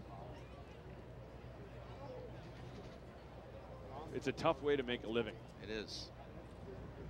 And it's easy when you're watching the fights from afar, like on TV, you're like, oh, yeah, Hunter that's great. Smith was Stockton. That was 6'8", big boy. Yeah. And Frazier was winning the fight. Smith got one throw in at the end, and it caught him. Orbital bone, nose. The nose way open, and it was the night before everyone was leaving for Christmas break, and it was Frazier came back late in the season but had to wear the full shield, and obviously not the same. And swing and a miss. And Lass is ahead in the count. No balls and 2 strikes. Lara. And, you know, you mentioned the Railers signing a pair of players from Providence College today. I can tell you that we are expecting a big announcement next week on a player signing with a name that might be very familiar to fans here in Worcester. Nice. Lara fires to first. They got him. It was a close play. It was a wait for the call, but they call him out. Well, this is where it's tough having the 2-man umpire crew, where the base umpire was on the third base side of the second base bag, making the call out at first, and that did look like he had him, I think. It's a close play. But it's tough to make that call when you're right. When so you're far away. At second. Bang, bang play like that. Trevor Johnson, your leadoff batter, stands in and takes a strike. So Sam Lara throwing strikes here in the bottom of the 6th inning. 7-1, Worcester in front. 38-minute rain delay we had tonight. Swing and a miss, the fastball. Just brought the heat there, low and outside. It's a good place to live if you're a pitcher. I can tell you that if there's a rain delay, it went by a lot faster with you as opposed to being with Lacombe. You know, thank you. I appreciate that. And we're going to send this clip to Lacombe in Minnesota. He's been called a human rain delay. A wet blanket. Yeah, at times. People say they've wished for a rain delay when he's calling a game.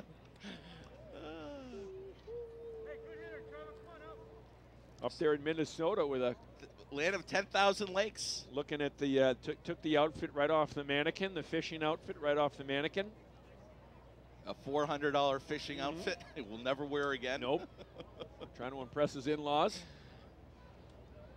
Well, the Railers do have a Halloween game on Halloween. Show up as a fisherman. He can wear that. Sam Lara gets the strikeout. Strong effort from Lara. We go to the top of the 7th. 7-1 Worcester.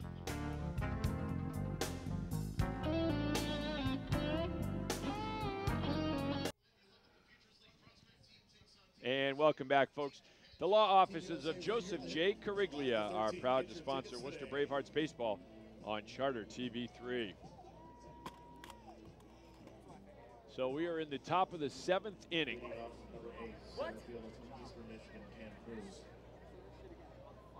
Number 9 hitter up. Or no, there's no number 8 or number 9. Krzyzewski's got 7 Ks. What number is this? 8, number 9 hitter, Cam Cruz. Okay. I lost track. That's okay, it happens. I didn't note that last one either. I'm just gonna write out. He was out. He was out. Sebastian Krzyzewski with 7 strikeouts here in the ball game. Top of the 7th. In the air to shortstop. Dante Ricciardi settles under it. Leadoff batter retired.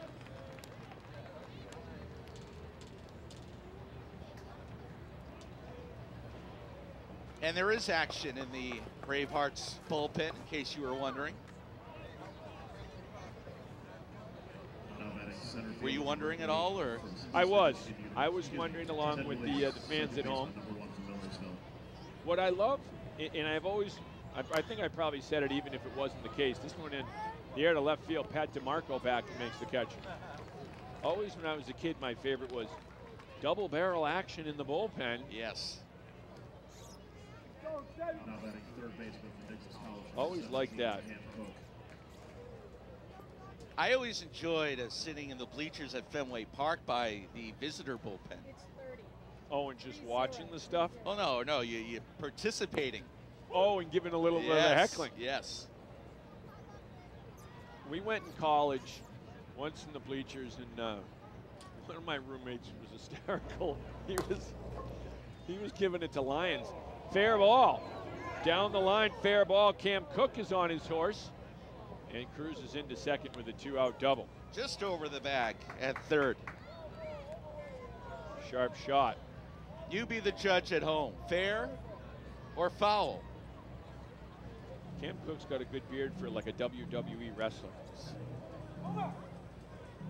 Can't tell there. It looks fair. We'll take it. Then it goes into no man's land there. Musical chairs.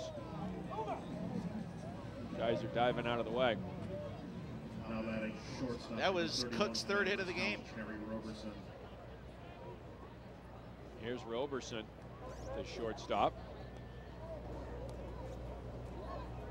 Roberson has the only RBI here tonight for the Silver Knights. It was a sac fly to center in the 5th that scored Williams.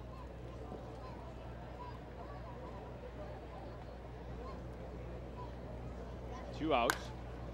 On the ground to shortstop, Riccardi. On to first, 7th inning stretch time in Worcester. The Bravehearts with a 7-1 lead.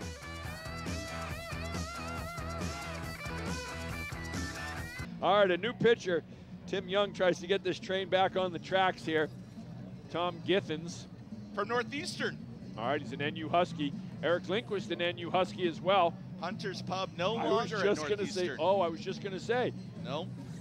He might have been a fan of Punter's Pub. My 2 buddies of mine from Acton frequented Punter's. I called many a Northeastern baseball games. Did you? I did.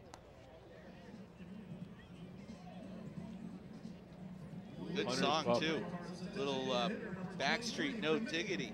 Is that what they're playing right now? Oh, yeah. It's 9:15. I'm telling you, I got a little jump bird in my saddle. That's good because things are moving for you. Yes. You're still looking at, I mean, you got another 6 hours. At least. Yeah. Before intermission. New pitcher for Nashua, number 45. I might be able to go home and take a quick nap before I Yeah, go you out. could. And then really look out. Tom Githens. 7-1, Bravehearts on top. How did we get here, you ask? Well, how about 3 runs in the first? A big 3-run bomb in the third by Keiko. 3 in the second, 3 in the third, and 1 in the fifth. Kevin Duty leads it off for the Bravehearts in the bottom of the 7th. Yeah, it's been a good run for Worcester tonight. As you mentioned, Eric, trying to build some momentum off of yesterday's walk-off win. And Duty with the ground ball. The third baseman tried to cut it off. Slips under the glove, and Duty is aboard. And remember the last time he was on, you saw how he can really wreak havoc on the base paths. See, this is where I think Cam Cook, the third baseman, knows he has to hurry. Duty's quick down the line, and I think Cook hurried just a little too much, rushed it, and that allowed that ball to get through, and I'd give that another base hit. Yeah, I would too. We are scoring that a single here in the booth. If you're scoring at home and that one is short, everyone's going to be safe. We'll give that one an error. I think so. E6. So Kaczynski is aboard, and Duty's at second with great wheels. And Friday could put the game away with 1 swing of the bat. You're right. If he hits the Percy sign here, we could just push autoplay, and you and I can call it a night. Yep. We'll go home. We'll give the headsets to Tim Young and to Brenna Wilson. And they can do the stuff in the truck. They can call the game as well. It's autopilot robot. And away we go. Friday is at the plates. Ball 1. Nice stop, Terry Baudette.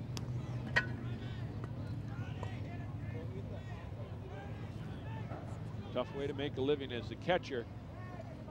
I would say certainly the toughest position in baseball. A lot like a goaltender. Yep. Just different special breed. Shot to right field and a deep shot from Friday. Caught by Maduri. Duty tags and goes to third. Runners at the corners. Yeah, Friday gave that ball a nice ride. Right to the right fielder, Midori. Duty scooted over to third. Little man on the corner action for Geico, who's got an opportunity for another 3-run bomb. 3 RBIs. Having just a whale of a season. Lays off the first pitch, ball 1. He's got Kaczynski at first, Duty at third. Keiko already has 3 RBIs tonight with that monstrous shot. This is a deep shot to center field. Duty will be tagging. Keiko's got his 4th RBI of the night, and it's 8-1 Worcester.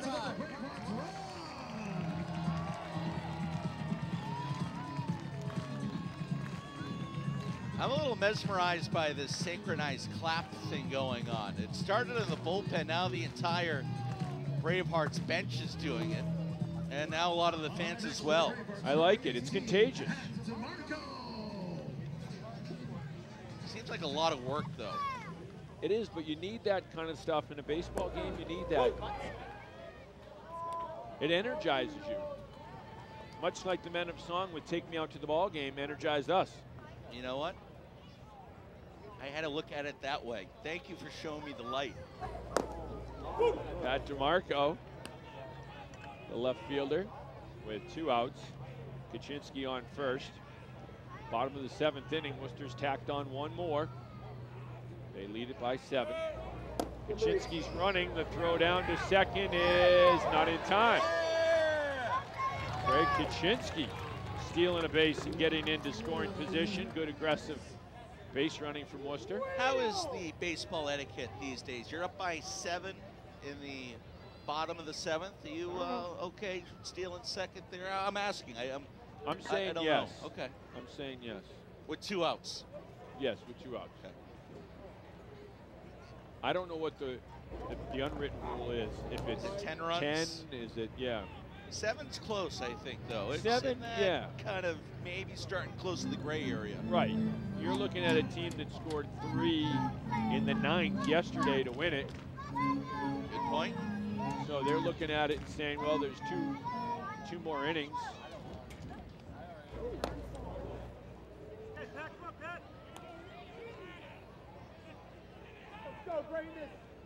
What are on those jerseys? Are those red eyes? Yeah, they kind are. Of menacing.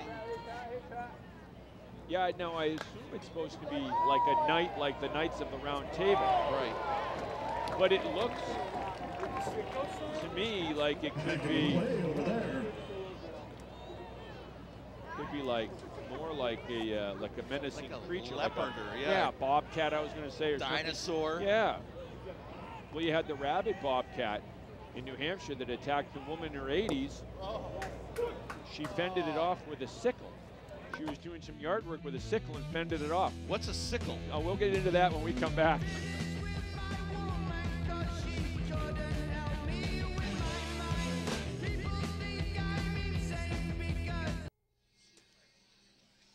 Welcome back, everyone. 8-1, Worcester. As you see, they have scored runs in 4 of the 7 innings.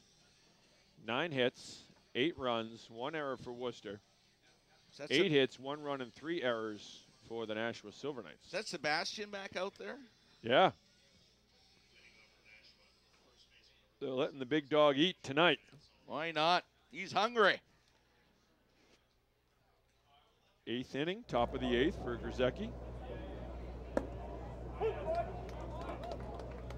I can't believe all these chicken fingers have made it almost the entire game. Had we known we were going to get these, we would have. I would not have done the second sandwich. I would not. And I would not have done the half pound of potato salad that I crushed in about 5 minutes either. Macaroni salad was good, too. Yeah, it was. And they do a great job here. Oh, Bravehearts do. Yeah, phenomenal. Yeah. The Credence with the catering, and it's unbelievable. They had the $1 barbecue on the 4th of July. Oh, that's unbelievable. No, I'm with you. Had we known this would be waiting for us, I would not have eaten at 2 o'clock in the afternoon. We would have laid off. I would have had the whole day planned. That's a good point. I ate 3 burgers at lunch. Yeah, I would have tapered things back. Yeah. But you know, what did G.I. Joe say? Knowing is half the battle. That's a good point. And G.I. Joe was never wrong. No, he was not. Fearless American. That's a shot. That's a good shot to the gap in left center. Off the wall. 2 spots to the left of the Percy sign. What happens if a visiting team gets the sign? Maybe that's when the broadcast team can jump in. Yeah. That's what we'll try anyway. So that was Ryan Sullivan, the cleanup batter. His first hit. He roped it. He ropes a double. They are ready to move in the Bravehearts bullpen if need be. Anthony Maduri now. Each team with 9 hits. Number 5 hitter. Now we have a pinch runner coming on for Nashua. It's Thomas Joyce out of Newton, Massachusetts in Merrimack. 6'1", 210. Going to be a sophomore at Merrimack. Grew up across the street from Merrimack. The Warriors. Yeah. NE10, Hockey East. Yeah. Went to plenty of games at the old Volpe Arena. They used to throw tennis balls after the first Merrimack goal back in the day. Throw them onto the ice? Yes. I like that. Plenty of nights there as a youngster. Merrimack played in the National Championship for Division II lacrosse this year. Men's lacrosse, they were in the National Championship game at Gillette Stadium.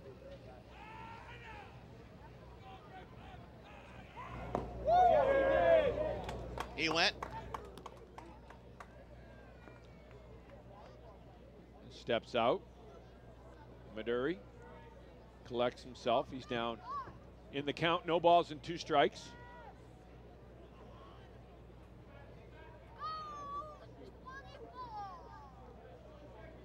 Some good gnat sound from the crowd you can hear. Yeah. Some kid.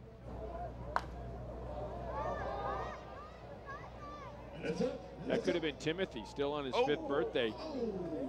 Fired up, still firing it up down there. Yeah, you got extra time. You know, at 5 years old, you don't mind the 38-minute rain delay. You're right. Up, you're staying up late. You have no bedtime. You're going to party like birthday. you're 8. Exactly right. Yeah. Like you're 18. Yeah. 2 high C's. And you know, Dad can't take him home early. It's his birthday. Yes, exactly You're staying right. for the entire game. Whatever he wants. Probably a couple ice creams. Yep. Shot into left field, and that one was hit too hard to score the runner. Cook from second. But this may be the end for Krzyzewski. There might have been some negotiating going around the 3rd and the 4th. Hey, if we leave a little early, maybe we stop for ice creams. Oh, you're or right. You know, you kind of lay that groundwork down early. But at 5, I'm not budging. I'm staying for the entire game. Yeah, you want to stay up as long as you can. And now JP Pine comes out. And we're going to have a pitching change. Well, I'll tell you what, Sebastian Krzyzewski did a heck of a job pitching 7+ innings for the Bravehearts, allowing just 1 run. All right, we'll take a break and be back with more right after this.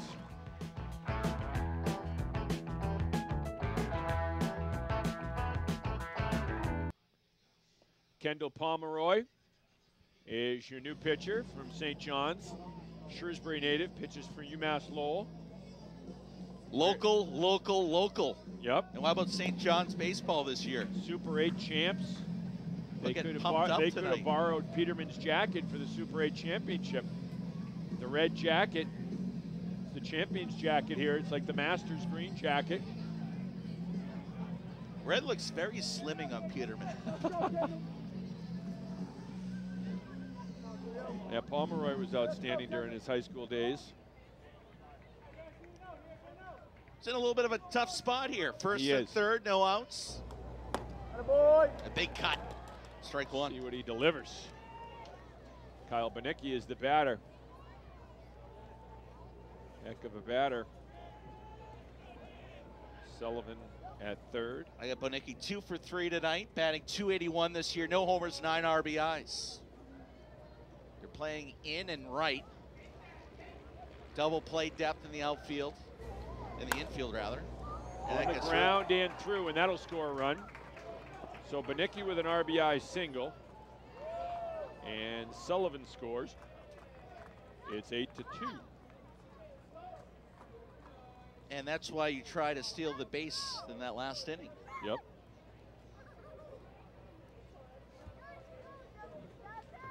Because really, Nashua 1 swing away from making this a 3-run ball game. You're right. A really tight Still contest. no outs. Teddy Bodette, the catcher. He is 1 for 3 tonight with a double and 2 strikeouts. And we have a pinch hitter, I think. Yep, you're right, 44. Your eyes do not deceive you. 44, known only to family and friends, certainly not on the roster that I have. Pinch hitter number 44, Austin Young. Oh, Austin Young. Austin Young is a Worcester Academy kid. He's from Millbury and plays at UMass Lowell as well. He and Dante Riccardi did their senior project with us. That's going to be in tough. The sports department, just wide. Austin Young's a great BMXer. He's a BMX rider. He's a character, complete character. He was trying to grow the longest mullet he could during his senior year at Worcester Academy. How'd he do? It was a strong mullet. I saw it through the spring and then through the summer, Legion season. It was a good mullet. He's a catcher. Now the Bravehearts going to the bullpen. The fresh But I think he plays a little bit of the corner infields as well. In Worcester, less than a mile up the street at the corner of Yeah, he's a Southbridge good and Hammond character. Street. Subway, fresh arm of the game. Good kid.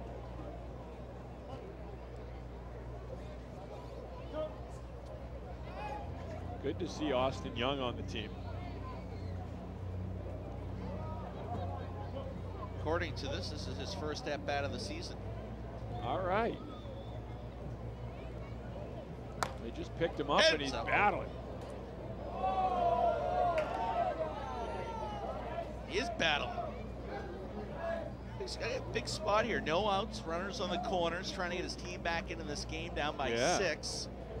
You're in the 8th inning. Time's running out. Yep. Sure he's got a crew here watching. Sure he does. And there's a sharp shot to center field. Johnson going back. It's over his head. One hopper off the wall. Here come the runs for Nashua. Maduri scores. Banicki holds it third. It is a double for Austin Young and an RBI as well. The local kid stepping up into the spotlight and shining brightly. He gave that ball a long drive straight away center, 385 out there in center field, and that ball kept on carrying. Johnson had to go over his head.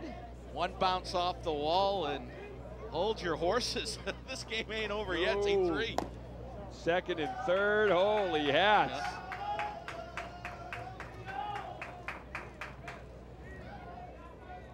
It was the Men of Song. Men of Song have just dragged this thing down. They energized you, but then they've dragged it down a little bit because now they're cutting into your club time.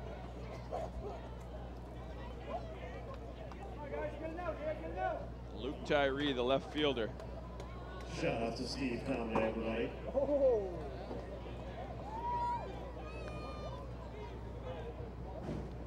We had a 38-minute rain delay. 9:37 Eastern Standard Time. This one in the air to center field. Bring home another. Johnson goes back. Banicki tags and scores. It's 8-4. And here comes Nashua. Yeah, Pomeroy came in a tough spot. He had terrific numbers coming in, a 1.72 ERA, 21 strikeouts in 15 innings. But, you know, Kevin, every once in a while, you know, if you come into a spot where you're up big, you get relaxed a little bit. But, you know, you're not in that real, I don't want to say he's not fully focused, but you might be a little more laid back as opposed to coming into a 3-2 game. Yeah, you don't have the edge. It's true, you don't have that edge, that chip on your shoulder. You always talk to closers, and they don't like coming in when, you know, they're up big, 6-7. They want to go in when it's 3-2. Yeah, they want the adrenaline pumping. Yeah. One of my favorite closers of all time was because of the amount of time it took him to get to the mound. Lee Arthur Smith. He was huge, and he would just stroll very slowly. But when he was on that mound, he was scary. Oh, he was menacing. He would sleep in the dugout. He would go into the clubhouse. He would sleep for the first like 3 or 4 innings. Have someone wake him up. He'd have a cup of coffee. Then he would go out to the bullpen in like the 7th inning, and then get loose as it, you know, the game dictated.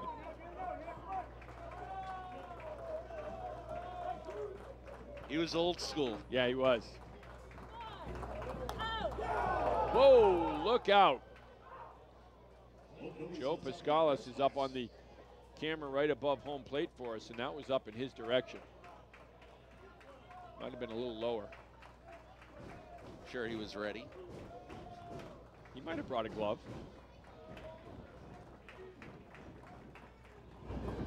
Pomeroy Ready for that one. came in right on the hands. I thought I heard some clapping and stomping going on. We need a little bit more of that. Cam Cruz, the number 9 batter for Nashua, with Austin Young on second. Nashua has already struck for 3 runs in this inning.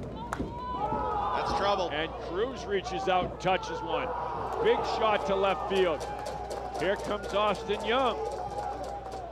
He scores standing, and it's 8-5. It's a 3-run ball game. Like just last inning, I was commenting on how loud and excited the Bravehearts bullpen and dugout are, and complete opposite right now. All the hooting and hollering you're hearing is coming to our right from Nashua. They can feel it right now, still just 1 out, and they have the tying run now on deck. It's 8-5. Wow. This has happened quickly. This game has turned. You know, we probably would have been able to get this game all in before the 10 o'clock news. The way it was going, say if they only scored 1 run in this inning, Yeah. we're on pace to finish before the 10 o'clock news. Not so right now. We'll take a break.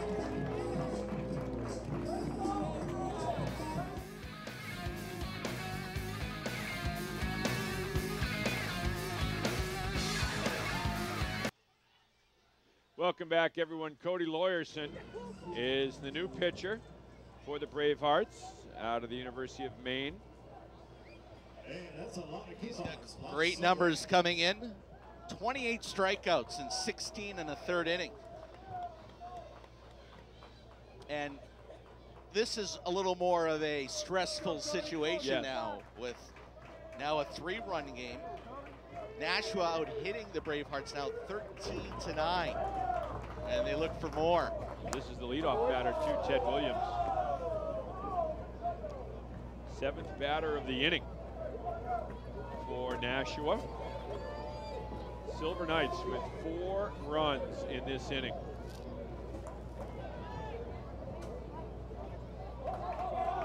Leadoff batter Ted Williams with Cam Cruz on second.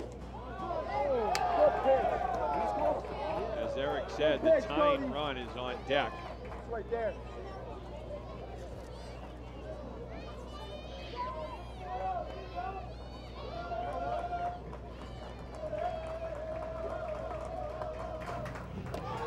In the dirt off the mask of Koffel. And Cruz moves up to 3rd.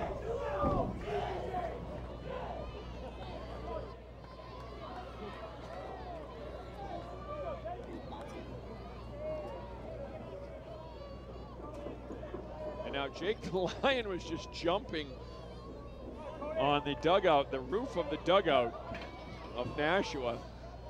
And I think some of the players thought that the thing was going to cave in, and they had some words for Jake. It's a dicey situation here. Cam Cruz on 3rd, 1 out. The leadoff batter, Ted Williams. Are we blaming the men of song? They really have to take their fair share of blame. You know, they have to take the fair share of it. Oh boy. Up the middle, beautiful stop by Riccardi, no play anywhere. Tying run will be at the plate. 8-6. RBI single. I'm going to score a single anyway. Yeah. Roll it up here, 2-5. Roll it up. 8th batter, I think, this inning. Yeah. You're correct. 5 runs home, still just 1 out. Merce. And Sean Grady back at the Charter Studios going, man, You know, he's 10 saying, o'clock news ain't looking good, is it? nope. And he's saying the same thing we're saying. Men of song are to blame. Things were moving along swimmingly. We were going to be out before the 10 o'clock news. Would have gone on as it normally would, as scheduled. And then the Men of Song came. I was ready to go literally 20 minutes ago. I know you were. And this 5-run inning has really put a damper on you. We're going to see what kind of shape you're in, what kind of will you have, what kind of determination, what kind of fire in the belly you have. There you go. That was pretty good. And see what happens. You just got to be a little pumped up a little bit. Pump me in, coach. I'm ready to play. I like it. We're going to see. Have you thought of motivational speaking at all? No, but I would love to do that. If you go left and to go out, or if you go right and to go home. Still landing on the left. All right, good. Oh, no, left is to go home. Oh, right. We want to get you fired up to go. Yeah, I meant right. Not tonight, boys. Not tonight. What a double play ball. Yeah. How about a strikeout? Cody Lawyerson dialing it up, gets Cam Cook swinging, and now there's 2 outs.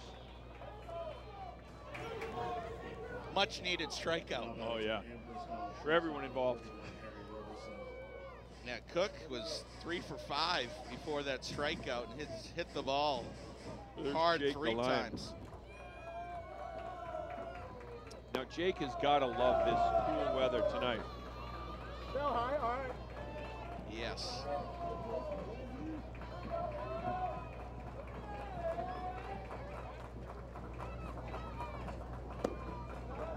Jake's birthday is Wednesday. Oh, that's right. Trax is Trax, going. I was going to say, yeah, Trax is coming out to celebrate. Trax got the invite.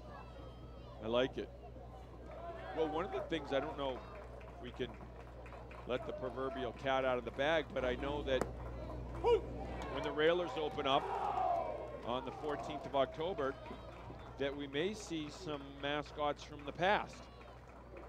I would be shocked if Trax did not invite Fins and Scratch. All right. They were both very popular during their time here in Worcester. I would think they would get the invite. I would think so too. That's going to be a great celebration, just as the celebration of the return of professional hockey to Worcester on October 14th. In there for a strike, and the count goes full. Lawyerson dialed in. Loudest it's been all night. Yep. Big pitch upcoming, 3-2. The runner will go at first. 2 outs. Robertson 3 for 4 tonight. Fouls it back and out of play. Just got a piece.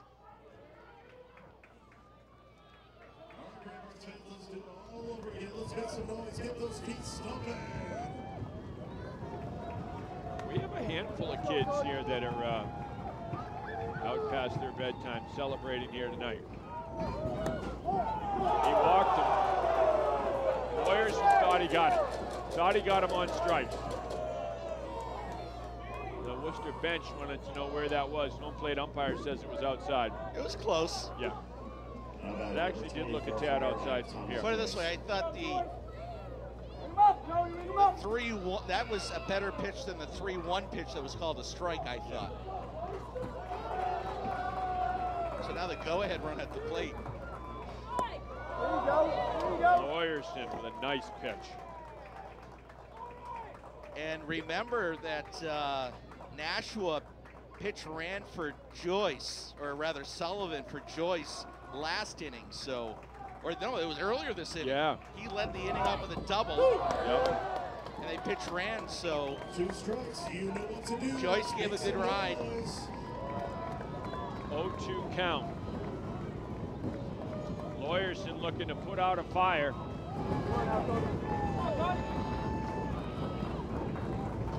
The 0-2 pitch coming.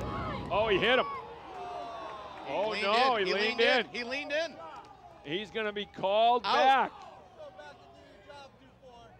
He is going to be called back. Oh, mercy. You know what? He didn't get out of the way. He didn't. I will say this. Let's though, look. You don't have a lot of time to get out of the way. There's a lot of heat coming on this. Let's look. Oh yeah, he put the elbow out. Hey, I don't hate that. I don't either, and I love the fact that the home plate umpire picked up on it. Yeah. So the drama continues.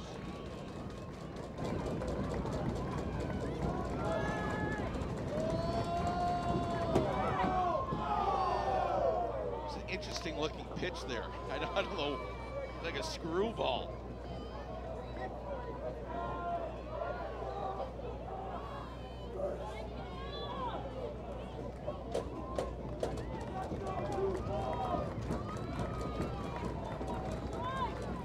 Down low, did he go? No, he didn't, and the count evens up. Another close pitch. Whoa. Come on, Bravehearts fans, I want to hear you. Runners will go on the pitch. 2 out. Anything that hits in a gap here will tie the game. Oh, just got a piece. Sean Grady, our producer and director back at the office, has sent a picture that he is ready. Take as long as you want. I'm comfortable. And sends a picture of with his feet up at the control room. He's ready to go when this one's ends.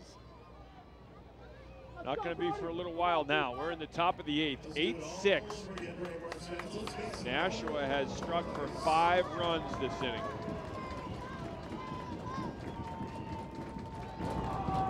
Got him. Swing and a miss. Lawyerson gets the strikeout. Woo! Nashua gets 5. We got a new ball game, folks. It's 8-6.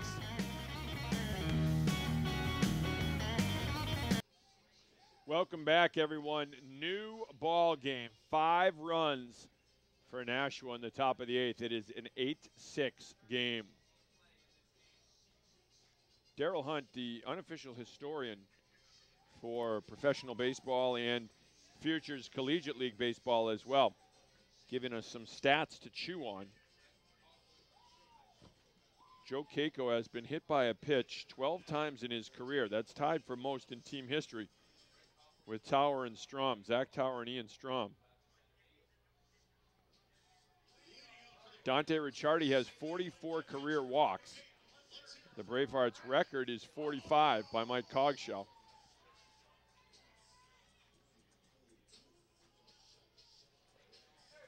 And let me see something here. So Greg Kaczynski scored a run, so he has 7 consecutive games with a run scored.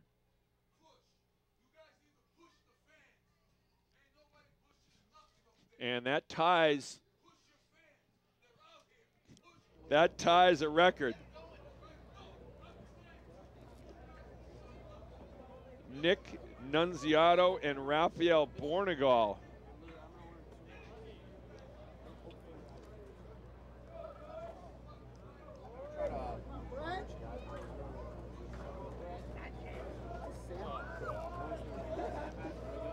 The fired up fans. I love it. The fans got a fire under them. That's not from the Men of Song. I feel like I'm in Orange County again. The best is you're engaging. Linker, you're engaging the guy. That's awesome. He wanted us to pump up the fans. Yeah, he did. Push the fans. He was passionate. I'll give him that. I like where he's coming from. He's just a passionate dude, wants us to push the fans. Brett Koffel, slow roller to short. That's a nice play at short.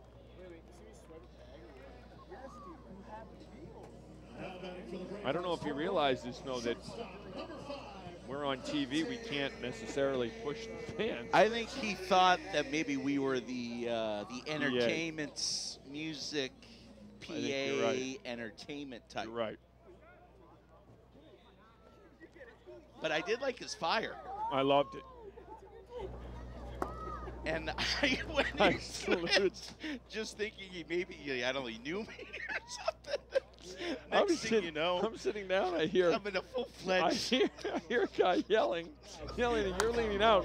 So I'm thinking the same thing, but I'm thinking by the tone of his voice, this guy is. It turned quickly. Yeah. And I'm like, this is not the normal fans that Linker's talking to that are jovial and happy. This guy, you were back in Orange County getting threats again. But again, I like his fire. I applaud it. Passion. It's all about passion. We just need to channel that energy. Maybe he sings "Take Me Out to the Ball Game" tomorrow. But you know how I did.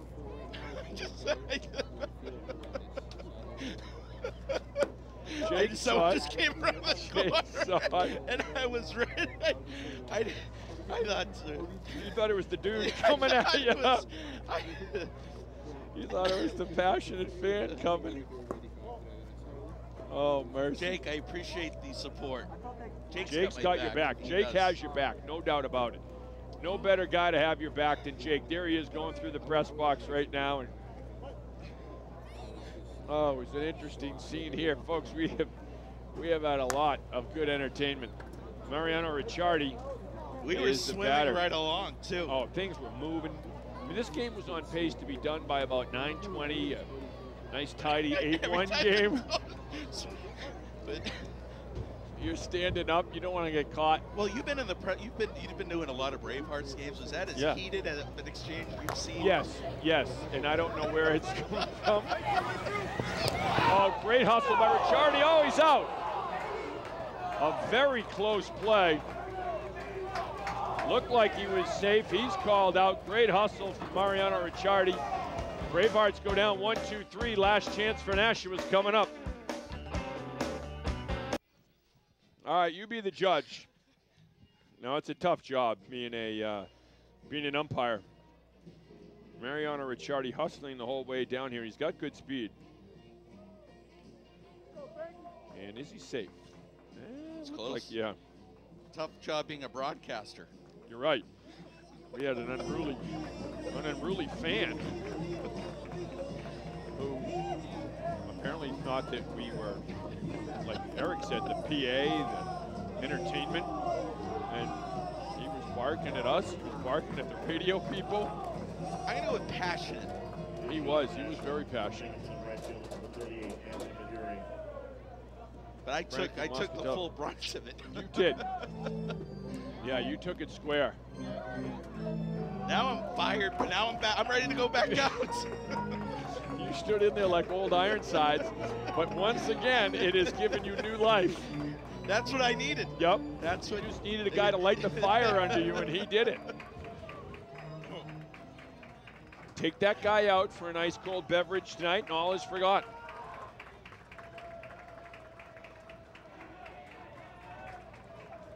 And, you know, Bob LaBelle calling the games to our right on radio. Yeah. Didn't even flinch. No.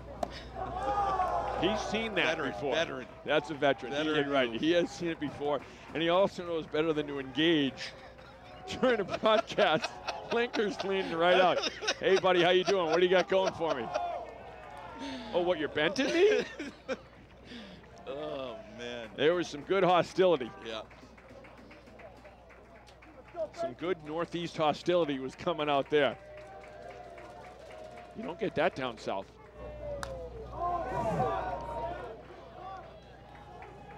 Frankie Moscatello is on to close it out.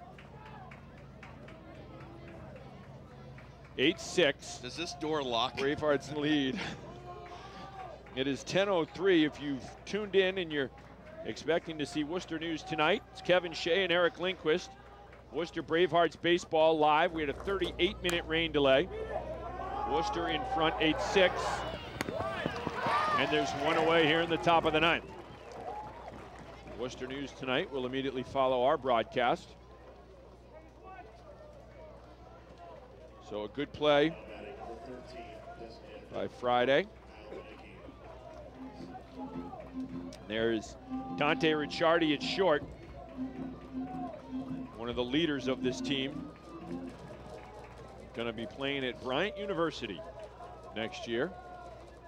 Smithfield, Rhode Island. Moscatello is bringing heat. He is. Caught the outside corner. He was in the Division II World Series, and his team went deep into the tournament, so he threw a lot of innings, and he also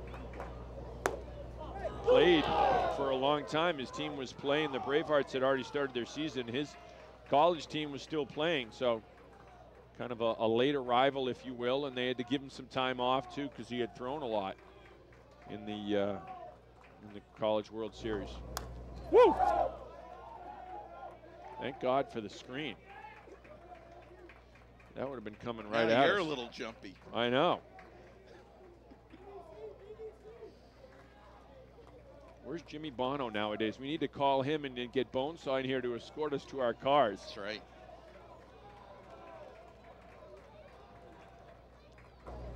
Oh, ring him up. Oh, yeah. Oh.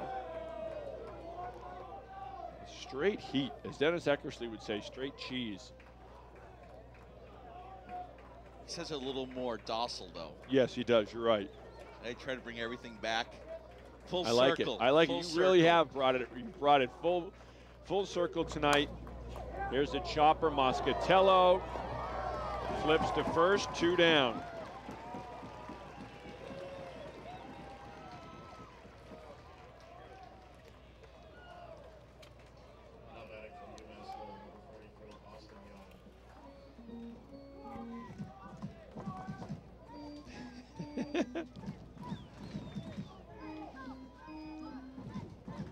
Daryl Hunt said, this game has gone so long that I'm just cold reading his stats that he sent, which is true. If you're going to be out and about tonight, get Linkers back. And again, we were swimming right along. We were. Things were going well. We're moving. Here's Austin Young. One of the great characters out of Millbury and Worcester Academy. Former high school teammate of Dante Ricciardi's. And Young had an RBI double in his first at-bat as a member of the Nashua Silver Knights in that big 8th inning. Gets a piece of this one and evens up the count at 2 balls and 2 strikes. Bravehearts fans, come on, I want to hear you. We want a 3rd strike. Here we go. Getting fired up now. Now it's time. Now where is that fan? Hopefully he's fired up. You need to take Peterman's jacket.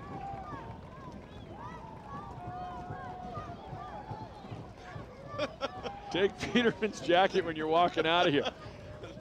Get the railers trained. Get the horn going. Got him. Ah, ring him up. And the count goes full to Austin Young. All right, let's hear you again, Bravehearts fans. Let's make some noise. Stop those feet. I gotta hear you. We need Mike Myers with the railers horn. Full count. Payoff pitch to Young. And he fouls it back and out of play. Everyone should be standing. Linker is now, for the sake Let's go. For the sake of the angry fan, Everyone up. as now, and he's working. Here we go. Everyone up. It's Everyone working. up. Let's go. Tom Matthews is up.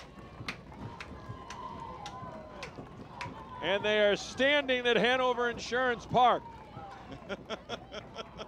3-2. Moscatello brings it. Young with a soft flare into left. Austin Young with a 2-out single, and the tying run comes to the plate. Do I need to go out there and have them stand?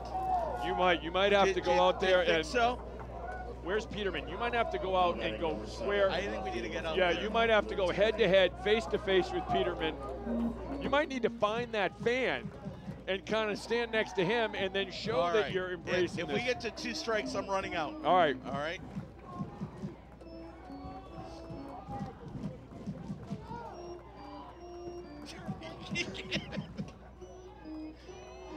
Jumpy Gethers. Oh, this is outstanding. Big All right, swing 2 and a miss. strikes, I'm going out. All right.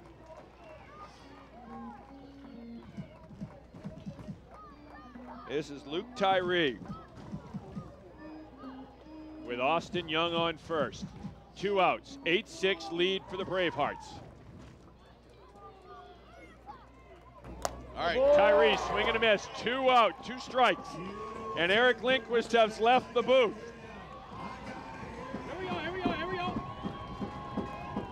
Linker he's left the booth to fire people up. Eric Lindquist has left the booth to fire people up. He is imploring this crowd to get on their feet. 0-2 pitch, and he just missed it. Eric Lindquist is really doing his best to fire these fans up. Come on, Bravehearts fans, let's go, let's go. He has got the fans going. He is doing his best to really get this group going. There's Linker, the New York Islanders hat. Linker's put the jinx on and the hex, and it's popped a mile high in the air. John Friday settles under it. Friday makes the catch, and the Bravehearts win it. A thriller. There will be no comeback tonight. The final, Worcester 8, Nashua 6. For Eric Lindquist, I'm Kevin Shea. Next Thursday, we'll be back down here. Team USA versus Team Japan. Have a great weekend, everyone.